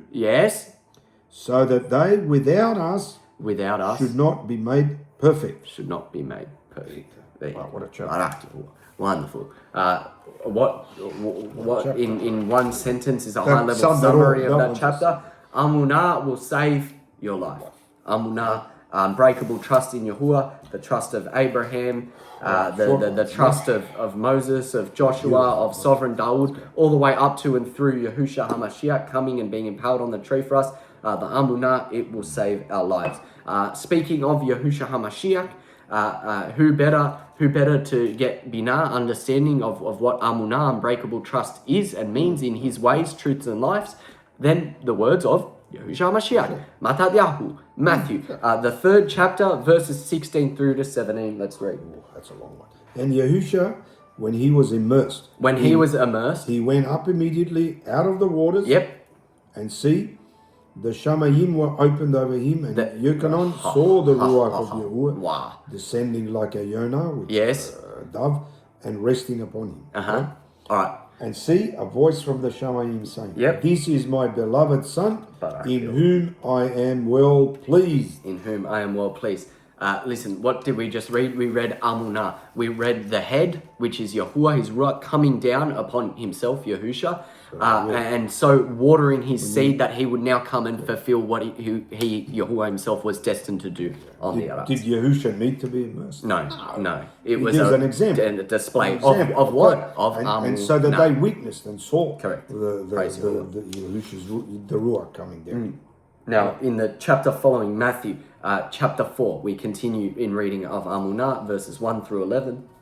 All right, then was Yahusha led up by the ruach into the wilderness Listen, as soon as he was immersed, he was then led into the wilderness. to be tempted by Hasatan. Yeah, exactly. And when he had fasted 40 days and 40 nights, Yep. he was hungry afterward. Yep. And when the tempter came to him, he said, Listen, he was See, hungry. that's Yahusha was hungry, and Hasatan came to him while he was hungry. Since you are the son of the Lord, Yes, since you are the son or image of Yahuah. he didn't know he was Yahuwah. Yeah, he didn't actually. Command that these stones be made lakam, bread. Yes, command that you have food to eat But for he yourself. answered and said, It is written. It is written. Listen to how he responded. It is written. Man shall not live by lakam alone, Man shall not live by bread alone, but by every word that proceeds out of the mouth of Yahuwah. but by every word that proceeds out of the mouth of Yahuwah. That is our nourishment, that is our sustainment now and all the way to end times, where even if we are here to see famine, we know that man does not live by bread alone, but by every word that proceeds out of the mouth of That's Yahuwah. what we need. That's what we need, Then his word. Hasatan took him up into the Kadush city Listen. and set him on a pinnacle of the Beit Hamikdash, of the So sanctuary, he could see everything. and said to him, Since you are the son of the Lord, Yep. cast yourself down, for it is written, Yep. He shall give his heavenly malakim charge concerning you, and in their hands they shall bear you up, lest at any time you dash your foot against a stone. Don't think Hasatan doesn't know scripture. He knows it well. He knows it well. Our job is to know it even better. Oh, yeah, we have the ruach. Barak Yahuah. All right. Yahusha said to him, It is written again, It is, listen, Amunah, it is written. You shall not test the master Yahuwah. Oh. Again, Hasatan took him up into an exceeding high mountain and showed him all the Malkutim, king of the world, and the esteem of them, and said to him, All these things will I give you, if you will fall down and worship me and bear your head to me. All these physical things. Then said Yahusha to him, Listen. Go Hasatan, for it is written, You shall worship Yahuwah your Lord, and him only shall Worship Yahuwah Him your only. Lord and him only. Not man who tells you to prepare by spending thousands of dollars doing this and that and watching all these videos on how to be ready, yeah, exactly, how to be ready for what is coming. No, we're ready to escape to Mount Zion as Yahuwah has promised his end time people. Then Hasatan left him, and see, heavenly Malakim came and attended him. Wow, praise Yahuwah. Amazing. Wonderful. All right. So, see, now that was through to 11. Yep. See, now that even Yahusha himself, again, just like my uncle said with him being immersed, did he need to be tested by Hasatan? Did he need to? No, he didn't need to be tested by Hasatan, but this whole experience is a reflection of how our Amunah is to be in this end season. When Hasatan says, I'll give you this, I'll give you that, be ready for what's coming by doing this, what do we say? Oh, is it not written that man does not live by bread alone? Yeah. What I think the gist of that verse is saying, go to the word. Yeah, right? that's what where you will find your nourishment. Yahusha said, pull out petition that you what? Yeah. Are worthy to do what? Escape the plagues. The plagues that are coming. Escape the plagues that are coming. Pray that you're worthy. So you say that to Yahuwah. Yahuwah, it is written. Is it not written? Yeah. It's not written that I will escape. Scripture. But what do you have to do? Yeah, exactly. You have to do. Yeah. Follow after his halakut, his ways. His ways, and do, and then you can claim that. Yeah. You claim that, and you have Amunah that you will escape. Amazing. Right? Walk uprightly, Yes, exactly. keep his commandments, have no arguments or issues with anyone. No. Love Yahuwah and love your fellow man. That's beautiful. There you go. Praise See? Yeah, That's all he's saying. Yes. It's so clear. All right. Doesn't say pray that you are prepared to withstand these plagues. Or Yahuah say, no, I will provide for you food and water. Here's another example. Joseph. Let's go to Joseph. Oh, great. Yeah, this needs to be talked about, actually. Let's talk about Joseph and what some may say that, he had to store food. I used to think that too. I thought that I need to store food so that not for myself, I got to provide for others that need it. No. Didn't Yahushua say, when what is Judas or someone said about the money when Mary Magdalene washed his feet and his hair, he said, well, that money could have gone to something. He said, well, no, the poor have the poor. Yeah, the poor are always But here. me, you only have for a short while. So what do we say? He's saying to focus on him. Focus on him. Yeah, So he will provide. there's a- He will even provide Right. us with enough providence to provide for others. There you go. This is true, Amunah. All right, Barak Yahuah. Matat Yahu, chapter 8, verses 1 through to 22. 22. Okay. All right. Do not judge, so that you will not be judged. Yep. Well, interesting one, that one. Yep. For with what judgment you judge, you shall be judged, and yes. with what measure you apply, it shall be measured to you again. According to Torah. And why do you see the splinter that is in your brother's eye, Yep. but feel not the log that is in your own eye? Interesting. Or how will you say to your brother, let me pull out the splinter out of your eye and see a log is in your own eye? Yeah. Are you hypocrite? Yep. First, cast out the log out of your own eye, and then shall you see clearly to remove the splinter out of your brother's eye. Do not hang earrings on the dogs, neither cast you your pearls before swine, pigs, lest they trample them under their feet and turn again and tear it. In other words, don't waste your Amunah on the wrong things. Have your Amunah, your trust in Yahuah, not in the things of this world, is what Yahushua is saying. Here you go. Ask and it shall be given to you. Listen, ask. It is written. It is written. It is written. Seek and you shall find. Seek and you shall find. Here you go. Knock and it shall be opened to you. It is written. That's written. There you go. For everyone that asks receives. See, listen. you must. That is Amunah. Everyone when that you asks, I always say receives. this: when you ask something, don't expect 24 hours, even if you send it priority paid. No, right? Or express post. correct. No, Yahuah will answer you. Yeah, ask will and answer you shall receive. but in His time. Yeah. In His time. And this In His is time. according to Torah, which means ask in Zadakah, in righteousness. You can't ask for a Ferrari. No. All right. Sorry. Well, that's okay. No, I haven't asked for it. Nah, I'm joking. For everyone, there we go. There you go, mate. Ask the knocks. Okay. Or what man is there of you whom, if his son asks for lakam bread, will he give him a stone? Yep, exactly. Or, So, or if he asks for a fish, will he give him a serpent? If you then, being evil, being evil or of this earth, know how to give gifts, know how to your give children, good gifts to your children, being an earthly father, how much more shall your Abba, who is in the Shamayim, how give much more tub things, shall Yahuah give good things and his tub ruach, and his good ruach to them that ask him. to them that ask him. Ask him. Ask him. Ask for things. Now, Ask indeed, we came across discernment. came across someone who just a couple of weeks ago was telling us that they don't want to ask Yahuah too many things. No. Too many things. So I just give him praise and that's it. But why we need to why we need to remap that into actually no. We ask Yahuah all of our supplications, all the desires of our heart. He tells us is to because ask. He tells us He exactly. tells us, Is because He ask, tells tell us me, to do so. So then it can be done. And that then builds up Amunah. Like, I've been Amazing. like 13 it allows years, Yahuah I to can water tell you- your Amunah. In 13 years, I can tell you stories of what Yahuah has done because I've asked for something and asked for something. Yeah, And He then sees our He Amunah delivers. and He rewards delivers and that rewards. Amunah. He must Yeah. ask, but you ask Yeah. with Amunah. Yeah, correct. So He will deliver. Yeah, He will do exactly. it. I'll give you another example. Last week, Last week. I ran out of last funds. week. For some reason, I ran out of funds. I do have some silver stashed away, right? But it worked out that I ran out. I've got rent due this Monday. I have nothing. And then Yahuah put it upon me. Oh, quick! I better sell something. So sell something. So I put it on the Facebook. You know what? A few days ago. In a few days, bang. All of it. And he even gave more than what I need to pay the rent. Sold even more than see? what was necessary. So I couldn't doubt. I got on my Praise knees, the I Lord. cried out, I said, Yahuah, help me. I shouldn't have got to this point, yes. But what, in 2 days, yesterday, delivered. Yeah. More than enough. They just came buying, bang, Yeah. delivered. You see? So if you have doubt in your head, no. And I've many experiences of that. When Yahuah, and you know what he does? Yahuah Waits till the last minute. Waits the last minute. Why do you think he does that? To test your Amunah. Will you go and search man, seek to trust man, or you just wait?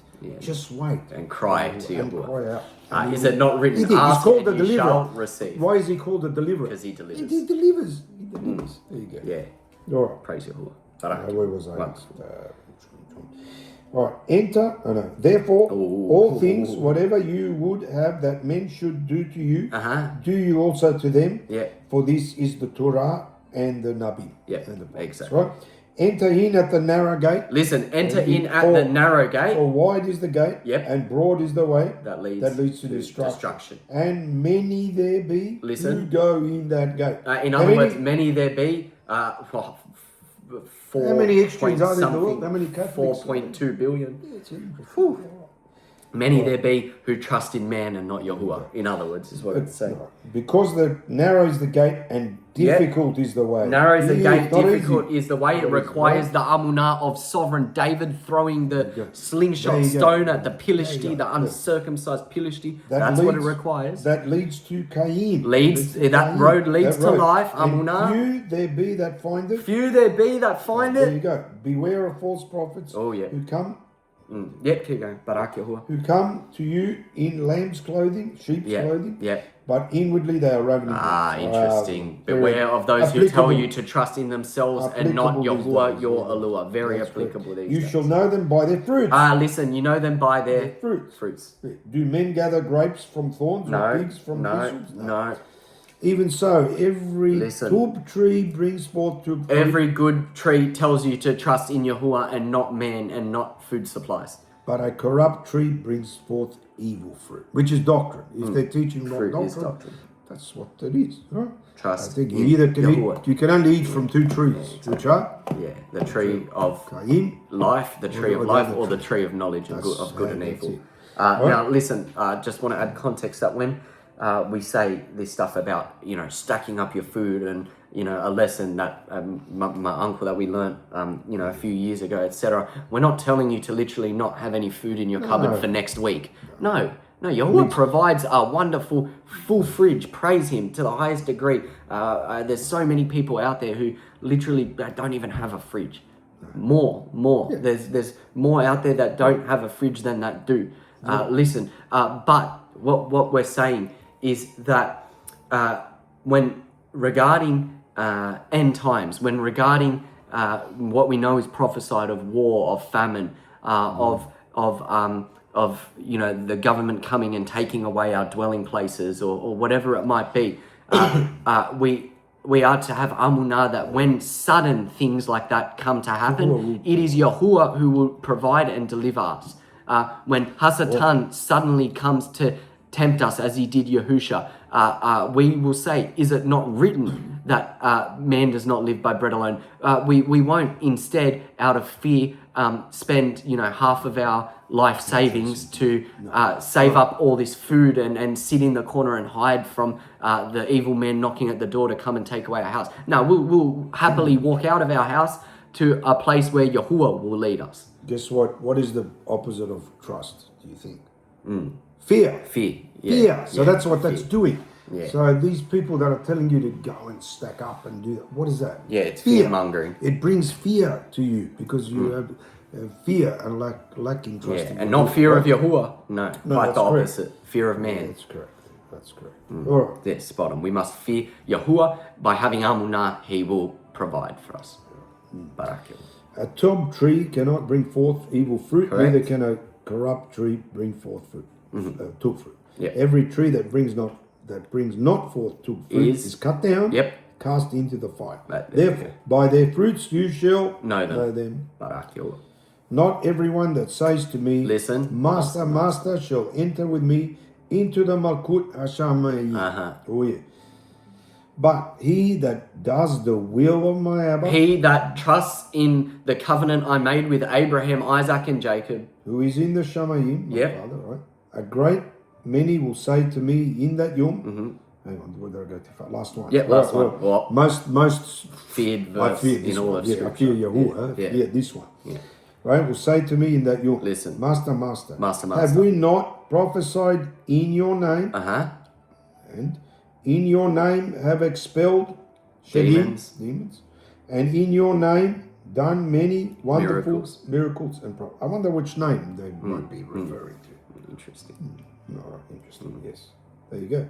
Both. It could be JC, but it could even be in Yahushua's name. That's what I was nevertheless. That's what I see. See, Yahuah said, all these things do. But what you must do, you're going to have to call on whose name? You got to call. Exactly. You got to call on Yahuah. Yeah. Yahuah. Joel because 2:32 in time of is tribulation, he says he's not going to hear you. No. He's not going to hear you because he's right. Death comes down. Yeah. He's going to come down for 3.5 years, right? And Yahuah's going to remove his ruach. That means all those, that are calling on God, calling on JC, he's not going to hear you. No. You will hear only his name. Yeah. Him. Yahuah. Covenant keeper. Then what did he do? That's the first thing he did. Remember he told Moses, tell them who? Yeah. Who sent? Yahuah. Right? So they knew the name. They knew the name. Yeah, exactly. And even his people wanted to know what was the name. They asked Moses, who told you this? When Moses told them Yahuah, they knew it was Yahuah. Exactly. Right? So the name was restored. Yeah, exactly. And they were able to be There you delivered. go. You see, the same is going to be Yahuah's people. The name is what brings Amunah. If you call upon Yahuah in truth, in Amunah, you know his name. You know it to a deep understanding. Matthew chapter 16, now 13, verse 13 to 28. Let's read. Barak Yahuah. When Yahushua came into the coast of Caesarea Philippi, he asked his Talmudim, saying, who do men say that I, the Son of Man, am? And they said, some say that you are Yochanan HaMatbil from Mercer, some say Eliyahu, and others Yirmiyahu, Jeremiah, or one of the Nabim prophets. Right? He said to them, but who do you say that I am? Listen. He's asking, who do you, my Talmudim, my taught ones, say that I am? And Shimon Kephas Listen what Simon said. You are the Mashiach, the son of the living Yahuah, who has come into the world. There you go. And Yahushua answered and said to him, Baruch are you, Shimon Bar Yohana. So, for flesh and dumb has not revealed this to you. Listen. But my Abba who is in the Shamayim. In other words, your Amunah has proven you. There you go. But I say also to you that you are kafar, and upon this rock I will restore my congregation as a bayit of tefillah. This is the correct translation. Tefillah, and the gates of Gehanom, the gates of shall not prevail against it. Shall not prevail. And I will give to you the keys of the Makut Hashamayim. Due to your Amunah. And whatever you... What is it called? The kingdom of the Shamayim. Where is it? Heaven. For now. And then it's coming down. Obviously. Of course. As the new Yerushalayim being correct. built right now in the heavens will come down. And whatever you shall bind on earth shall be... having been bound in the Shamayim. And whatever you shall loose on earth shall be... having been loose in the Shamayim. In other words, your Amunah here now during this time on earth will serve you in the Shamayim. Yeah, that's correct. Then he commanded his Talmudim that they should tell no man that he was Yahushua HaMashiach. Listen, he said to his Talmudim, tell no one that I am Yahushua the Messiah. The anointed one. That's what it means. From that time forth, Yahushua began to show to his Talmudim how that he must go to Jerusalem.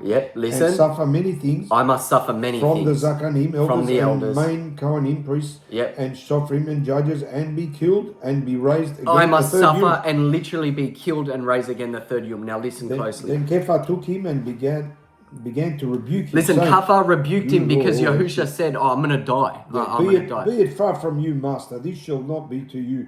But he turned and said, he lacked Amunah in this plan. And what happened? Get behind me, Get behind me, Hasatan. said Yahusha de Kafar, who did not have Amunah in what must be done, must be fulfilled. You are an offense to me. You're an offense to me, For you do Hasatan. not desire the things that be of Yahuah, yes. but those that be of men. There you go. The Be flesh, those Yahuah. that be of men. You Then- don't desire the things of Yahuah, but those of men. You fear death. You fear what must happen. Then- Suffering. You fear suffering. You fear spending a few days without food because you're on your knees crying to Yahuah that he redeemed you. You fear that outcome. And so instead, you go the other route, the route of men in this world. Then said Yahusha to his Talmudim, if any man will come after me, Yep.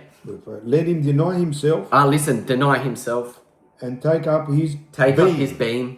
Take and up, follow me. in other words, his burdens and follow me. We did a teaching called Oh, Yahusha yeah. what? Yeah, cross, stake, or tree.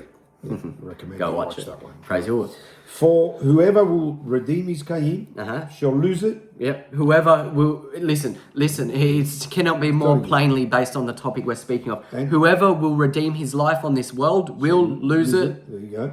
And whoever will lose his Kaim Whoever- for my yep. sake, Yep. In this shall world find it. shall find everlasting life. Barak Yahuah. for how Hence, Amunah will save your yes, life. that's right. For how is a man profited, Yep. even if he shall gain the entire world? All this and lose food his own being? and a nice right. house You and have a everything. farm where he's far away from authorities. And you lose your being by not following Correct. you. Exactly.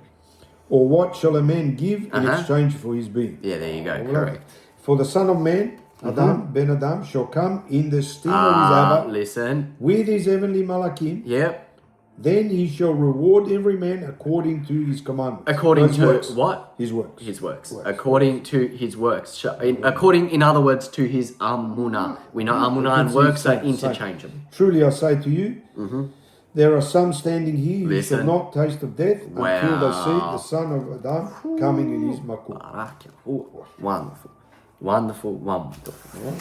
Amunah will save your life. Either love your life and save it now, and so don't be subject to eternal life, or deny yourself, take up your beam, trust in Yahuah, have Amunah, unbreakable trust in Yahuah. He will keep you fed and safe in these times of afflictions, and so you will gain eternal life.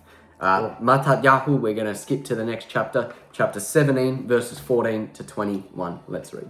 And when they had come to the multitude, there came to him a certain man, kneeling down to him and saying, Master, have rakamim on my son, for he is tormented by an evil ruach. Listen, have mercy on my son. He's tormented by an evil ruach sickness. And very tormented, for often he falls into the fire and often into the mayim. And I brought him to your Talmudim, and they could not cure him. Then The Yahusha disciples answered could not cure. and said, Oh, faithless and perverse generation, Trustless and perverse who generation. deny.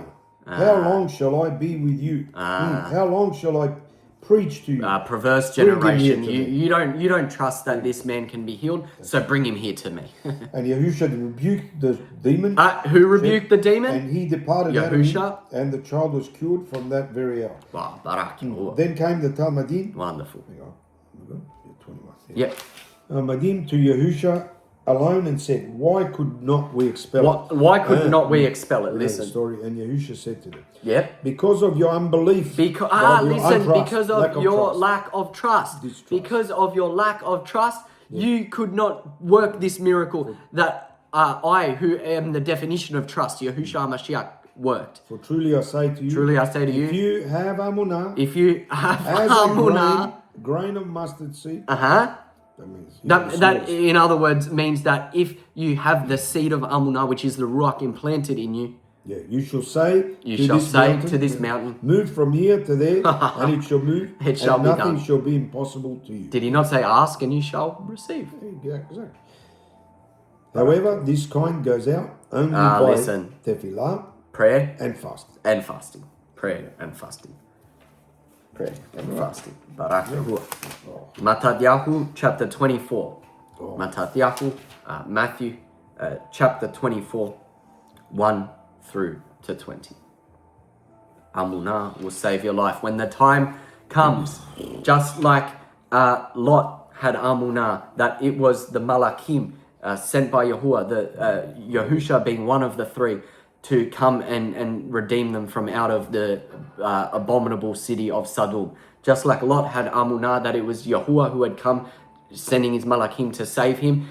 So we must have that same Amunah and not fail as Lot's wife did in looking back. Matthew 24, verses 1 through to 20.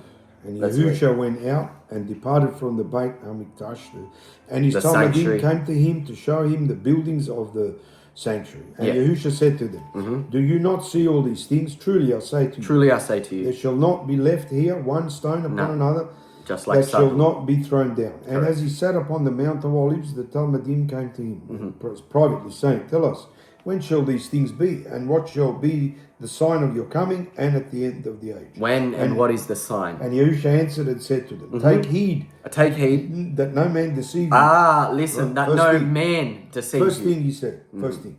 For many shall come in my name. Oh, many. In my name. Literally, many will come using the name Yahuah and Yahusha. Oh, Yah, the word Yah, and stuff like that. I am the Mashiach, and shall deceive me. Or saying that I am a teacher. I prophesy in Yahuwah's name. And you shall hear of revolutions and rumors of wars. See that you be not troubled or become foolish. Listen, you will hear of rumors of wars, of famines. See that you what? Become not troubled and not foolish. Not troubled. See? And foolish. We're not troubled. We know. If you're troubled by these things, then you're foolish. Something's wrong. Yeah, exactly. Correct. For all these things must come to pass. They must. But the end is not yet. But the end is not yet. For nation shall rise against nation. Oh, yeah. Malkut against Malkut. And there shall be famines and pestilence and earthquakes in diverse places. All these are the beginning of sorrows. The beginning of the 3.5 years of tribulation, in which it is promised Yahuwah's covenant keeping people shall not see. This is for Ephraim. Yeah, that's why he said, become not troubled. This is for Ephraim. Then shall they deliver you up to be afflicted and shall kill you. Martyrs, and the you martyrs shall of be hated by Smyrna. all nations for my name's sake. You shall be, exactly. Which name? Yahuah, Yahushua HaMashiach. And then you should for the Lord's sake. And then sorry.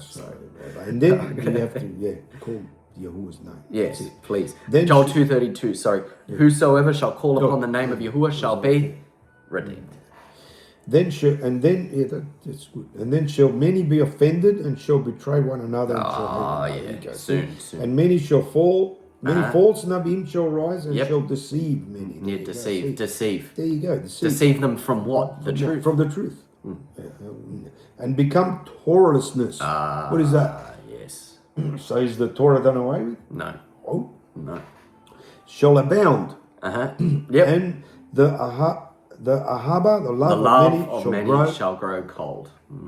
But he that shall endure to the end. Listen. The same shall be redeemed. Exactly. So there you go. Endurance, where there is endurance, there is Amunah. There you go. And this Besorah, good news, of the Malkut shall be proclaimed in all the world. Oh yeah. For a witness to all nations. Is it not? That's what's happening now. Yeah, Barak Yahuwah. And then shall the end come. Yeah. There we go. Barak Yahuwah. Through to 20.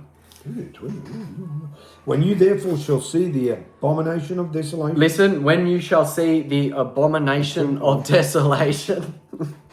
Listen. All right. We don't know. Yeah, all right. It's spoken of Daniel the Nabi. Which will what? Go read. Standing in the Beit sanctuary. Standing in the house of the sanctuary, our temples, our bodies. Yes. Whoever reads, let him understand. Whoever reads, let him have binah. Let him understand. Right. All right, listen. Then let them who are in Yehuda. Let them which are in Yehuda, Yahuwah's 144,000 covenant-keeping people, flee to where? Mountains. Mount Zion. There you go. Let him who is on the housetop. Listen, let him who's standing on the housetop not come down to take anything out of his bayit. Listen, not come down to take anything out of his bayit, out of his house. What is this implying? It's implying that Yahushua knew that people would be fixated on a go-to bag and food storage and waters and a gallon of gas or etc. Go get your family and tell them, oh no, see, I'm right. No, it means flee. It means do not even enter back into your house, but leave to Mount Zion. No go-to bag will take you to Mount Zion. Amunah, the Amunah of Abraham, Moses, Joshua, of sovereign Dawood, that is what will get you to Mount Zion. Neither let him who is in the field return back to take his clothes. There you go, not even clothes. See, and woe to them that Woe are to with them. child, Oh, and yeah. to them that are nursing children in those days. Because you will have a great attachment to those children. It's just, it is what it is. Here we go, make Listen, tefillah make prayer. that your flight is not in the winter. That your what? Flight. That your flight. Where you going? In the winter? Not that your 400-day journey into a physical wilderness, but make prayer that your flight. Not in the winter, neither on the 7th Yom Shabbat. Yep. All right. Barak Yahuah. Indeed. All right. 22. Let's go to James. Yaqub. James. Yaqub, chapter 4, verses 13 through to 17. Amunah will save your life. Oh yeah, this is the Amunah chapter. Isn't it? The Amunah chapter. Amunah book. Yeah, sorry, praise Amunah Yahuah. book. Yeah, all of James. Come now, you that say, today or tomorrow we will go into such a city listen. and continue there a year and buy and sell Yeah, and prosper and go to Greece for a holiday and then we go to the Fijian Islands next year. And I'm saving up for a I want to save up for a car and my family, I want to give them a nice house. And that's it. You do not know what shall be tomorrow. You do not know what shall be on For what is your kahin? What is your life? Listen. It is even a vapor that appears for a little time and then vanishes away. For what the next day. you should say What you should say is... Here we go. The Master Yahuah willing. The Master Yahuah willing. That's Yah willing. Yahuah willing. We shall have kahin. We shall have life. And do this. And or do that. this or that. Yes, correct. As far as the morrow. That's correct. But now you gilah, you rejoice in your boastings. All such pride is evil. Therefore, to him that knows to do tub and does it not, to him it is crime. Listen. Very interesting. Yeah. To him it is crime. Exactly.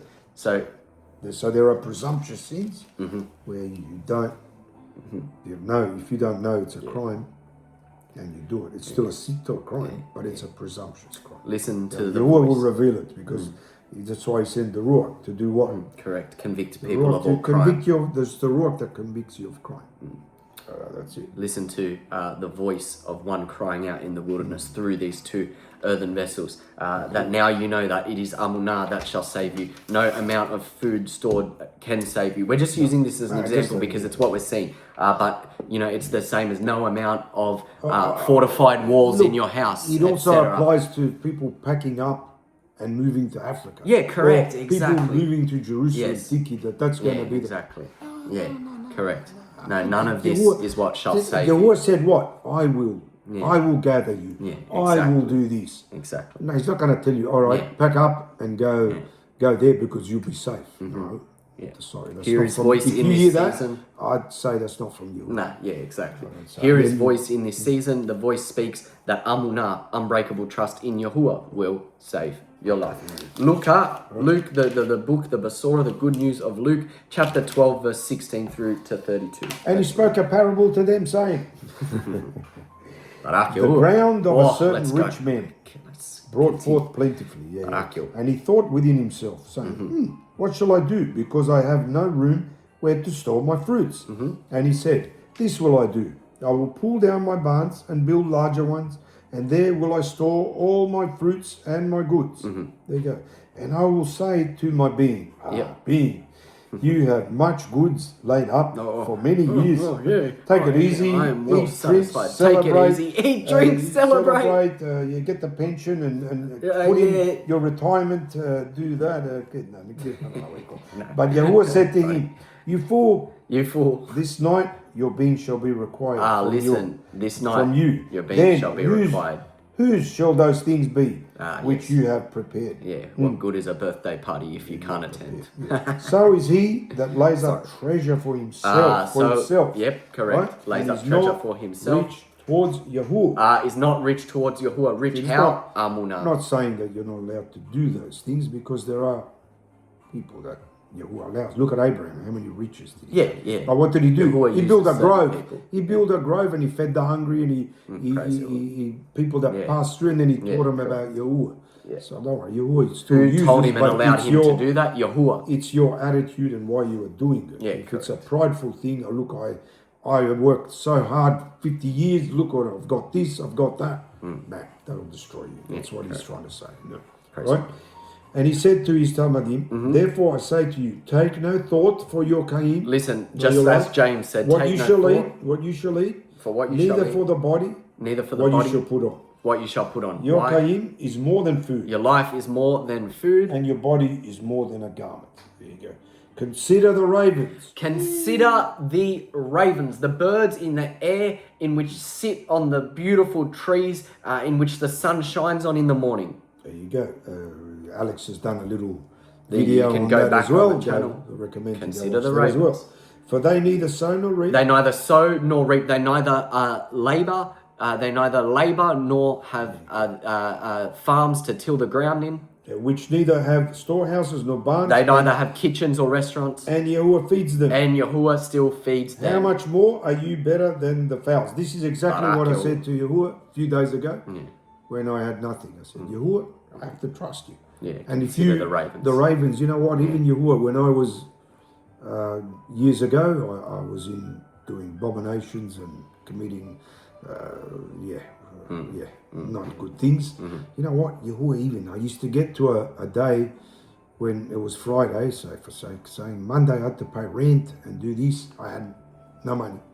No, but somehow Yahuwah came every time Monday, he provided, he found a way.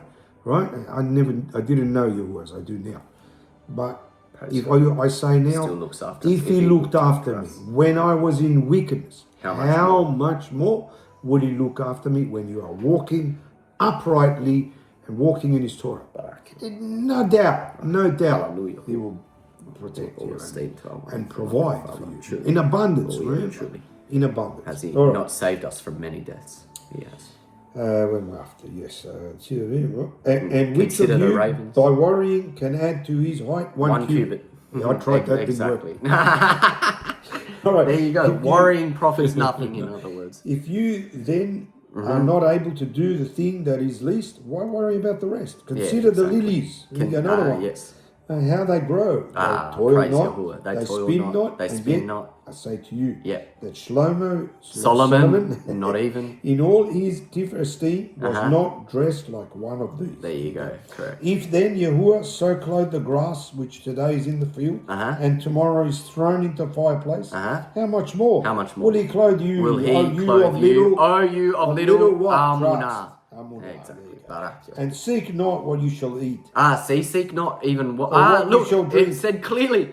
Seek not what you shall eat, or even what you shall drink. Yet he provides the best of the best. Neither keep worrying. For please. all these things. This is a plead. I plead with all you. All these things. Do the nations of the world seek after. There you go.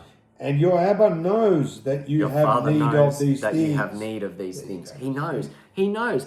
Just as perhaps your earthly father knows, so how much more your heavenly father. But rather seek the Makut of Yahuwah. Simple. And seek all these the kingdom things of shall Yahuwah, be added. And all these things shall so what be should added. Your focus be? Yeah, exactly. The kingdom of Yahuwah. His word, striving every day. The treasures asking we will receive. Amazing. Wow. These are all going to be gone, destroyed. Read Revelation 21:22. He's even given us a description of what our reward shall be. Here we go. His last one. Fear not, little flock. Fear not, little flock. It is your Abba's took pleasure. It is his good pleasure to give you the Makut. To give you the kingdom. There we go. Praise God. All right. Fear Two more to go. Fear not, little flock. Two more. Fear not, little flock. Aphaziah, what you might know as Ephesians, chapter 6, Apostle Shaul speaking, verse 10 through to 18. Let's read. 10 through to 18. Right, finally, my Israelite brothers. My Yashralite brothers. Be strong in Yahuwah. Listen, be strong in Yahuwah. And in the power of his might. In the power of his might. Put on the whole armor of Yahuwah. Listen, put on the whole armor of Yahuwah. Fear not, little flock. Put on the whole armor of Yahuwah. That you may be able to stand against the strategies of our Satan. Because we wrestle not against flesh and blood. We wrestle not against flesh and blood. But against principalities. Against authorities, against the rulers of the darkness of the world. Satan and his evil minions. Spiritual wickedness in high places. There we go. Therefore, listen. Take up the whole armor of Yahuwah. The whole armor of Yahuwah. That you may be able to withstand in the evil day. That you may be able to withstand. And having done all, to stand, stand even more. Remember Dawood. Stand even more. Right? Stand therefore, having your loins wrapped around with truth. Your loins wrapped around with truth. And having on the breastplate of righteousness, Yahuah's Torah, righteousness. And your feet fitted with the preparation of the Besorah of Shalom. Barak Yahuah, yes. Right? Above all, he says listen, this. Let's go. Above all. So more important out of all these, above all. Taking the shield of Amunah. The shield of unbreakable trust. With which you shall be able to quench. All fiery arrows of the wicked. The fiery arrows of the wicked. It is a shield. Yes, it is a shield. So shield will protect you. Protect you from the wicked. Amunah is a shield That's from so important.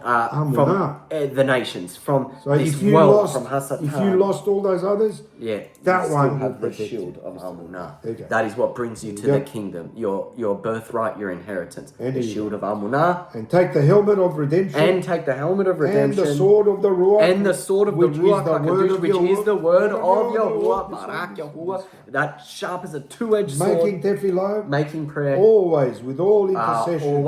And supplication in the Ruach. Watching in the Ruach with all endurance and petitions for all the Israelite Kodeshim. Barak. Last one. The shield above all else. Shaul says, above all else, the shield of Amunah, quenching the fiery darts of the adversary, being not deceived by any means. Let's bring it to a last day. Yeah, exactly. Last day application. The Amunah that only in this end time season will be found in 144,000. Yahuah's covenant keeping people, Yehuda in this season. Let's read the representative of the congregation of Philadelphia. Let's read Revelation, Hazun, chapter 3, verses 7 through to 12. Our final witness, let's say. Right, and to the teaching overseer of the congregation in Philadelphia, write these. These things says he, that is Kadosh, he that is Amat, he that has the key of Dawood. Yeah, the key of who? Dawood. And he that opens and no man shuts. Yes, and shuts and no man opens. I know your works. Listen, I know your what? Works. See, I have set before you an open door. I've set before you an open door. And no man can shut. And no man can take away your Amunah. For you have little strength. No one said that Amunah is easy. No one says that it won't take every ounce of your being. Yes, it will. Yes, it will. It does now, does it not? No, I every night when I go to bed, I say, Yahuah, little strength. I have little strength because each day is an endurance. Why? Because we look. What prophet has this world task? We look to that gate, entering that narrow gate. I look at it. It's like I can almost see it. You know, I can see the narrow gate. I can see it. So that's what he means. You have little strength. Little strength. Means that we don't want to be here anymore. That's why he says, endure. Keep enduring. Endure. Just endure. That's each yom. Though we have yet seen it, we will get there. Trust in it. All right. There goes. For you have little strength, but have kept my word. And have not denied my name. Have not denied. Is the name important? Name. Oh yeah. Is the name important? Oh yeah. So. See, I will make them of the synagogue of Hasatan. Yes. Who say they are Yahudi. Who say that they are Yahuah's covenant-keeping people that have Amunah. And are not. And do not have Amunah. But do lie. But do lie. See, I will make them to come and worship before your feet and to know that I have loved you. Let them see what true Amunah is. Because you have kept the word of my endurance. You have literally kept the word, the Torah of my endurance. You have had Amunah that Abraham, that Moses, that Yahusha, that Dawood had. I also will shomer you. I also will guard you. Listen. In the hour of testing. In the hour of testing, the great tribulation. The hour is 3.5 years. Great tribulation. Of what? Testing. Yeah, correct. Testing. So testing what? Testing what? Amunah. Barak. There you go. Wonderful. Which shall come upon all of the world. Which shall come. Did that say some of the world? No, it says all. Did that say Israel, where it is in this modern day? All of the flat plain earth. Barak Yahuah. To test them that dwell in the world. So would that not mean that currently Yahuah's people are being somewhat tested? Tested? Their Amunah tested? Yes, we must endure. See? I come quickly. I come quickly. Hold fast to what you have. Hold fast to that which you have. That no man takes your Crown. Which is Hold the fast truth. to that which you have, that The no truth. man takes your crown of truth. And so, what is the act of holding fast? Well, Apostle Paul said, above all, the shield of Amunah. One more. Him that overcomes. Listen here, will him I that make overcomes, having Amunah, pillar. will I make a pillar in the Mishkan of in my the Lord, sanctuary of my Yahuah. and he shall go out no more. He shall go out no more. And I will write upon him the name of my Yahuah and the name of the city of my Yahuah, which is the new Jerusalem. The new Jerusalem, which comes down out of the Shamayim. out of the Shamayim, where So our who's in treasures there? are Who's being in laid there? up. Yahuah, in Yahuah's there? covenant keeping Who's people, in there? who Yahuah just said he will guard from the time All of of those testing to people. come upon the earth. From my Yahuah, and I will write upon him Yeah. my new Name. New Yahuah Hazarakanu, Yahuah, our righteousness. Barak, Barak Yahuah, Barak Yahuah.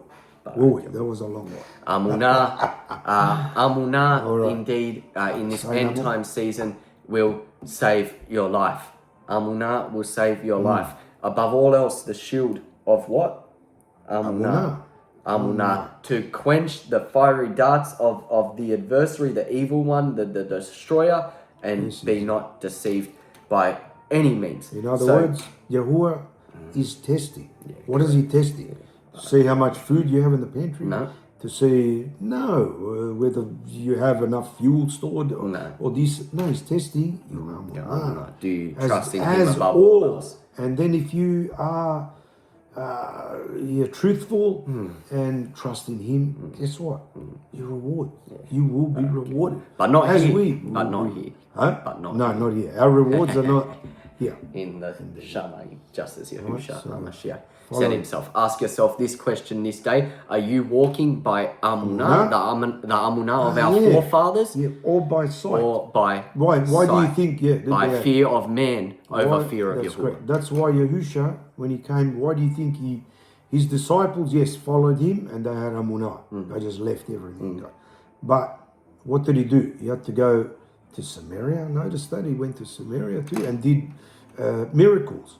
Why? Yeah. Because they had to see. To trust. You see, but there's always little stories of when was it that woman that had the issue with blood. Yeah, exactly. Right? How Amunah did what? Yeah, touched his garment. Just touched his garment. She knew that if she touched that, she did. Bang. What about the centurion? Exactly. The centurion also that said that his son, what did he say? He said, you only have to what?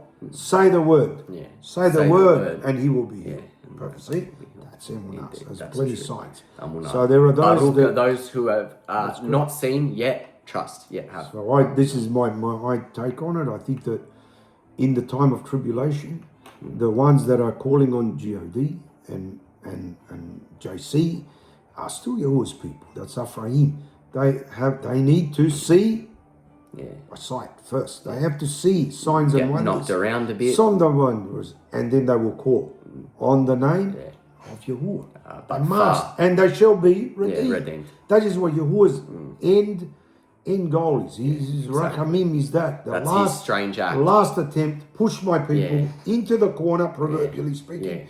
All right? And if they call on my name, I will redeem them. They must die and I will redeem them. Yes. That's it. Yes. Far That's greater. It. And for those that have been walking. Correct. Far greater reward. Those that have been walking and all these years and even a short time, you still have time.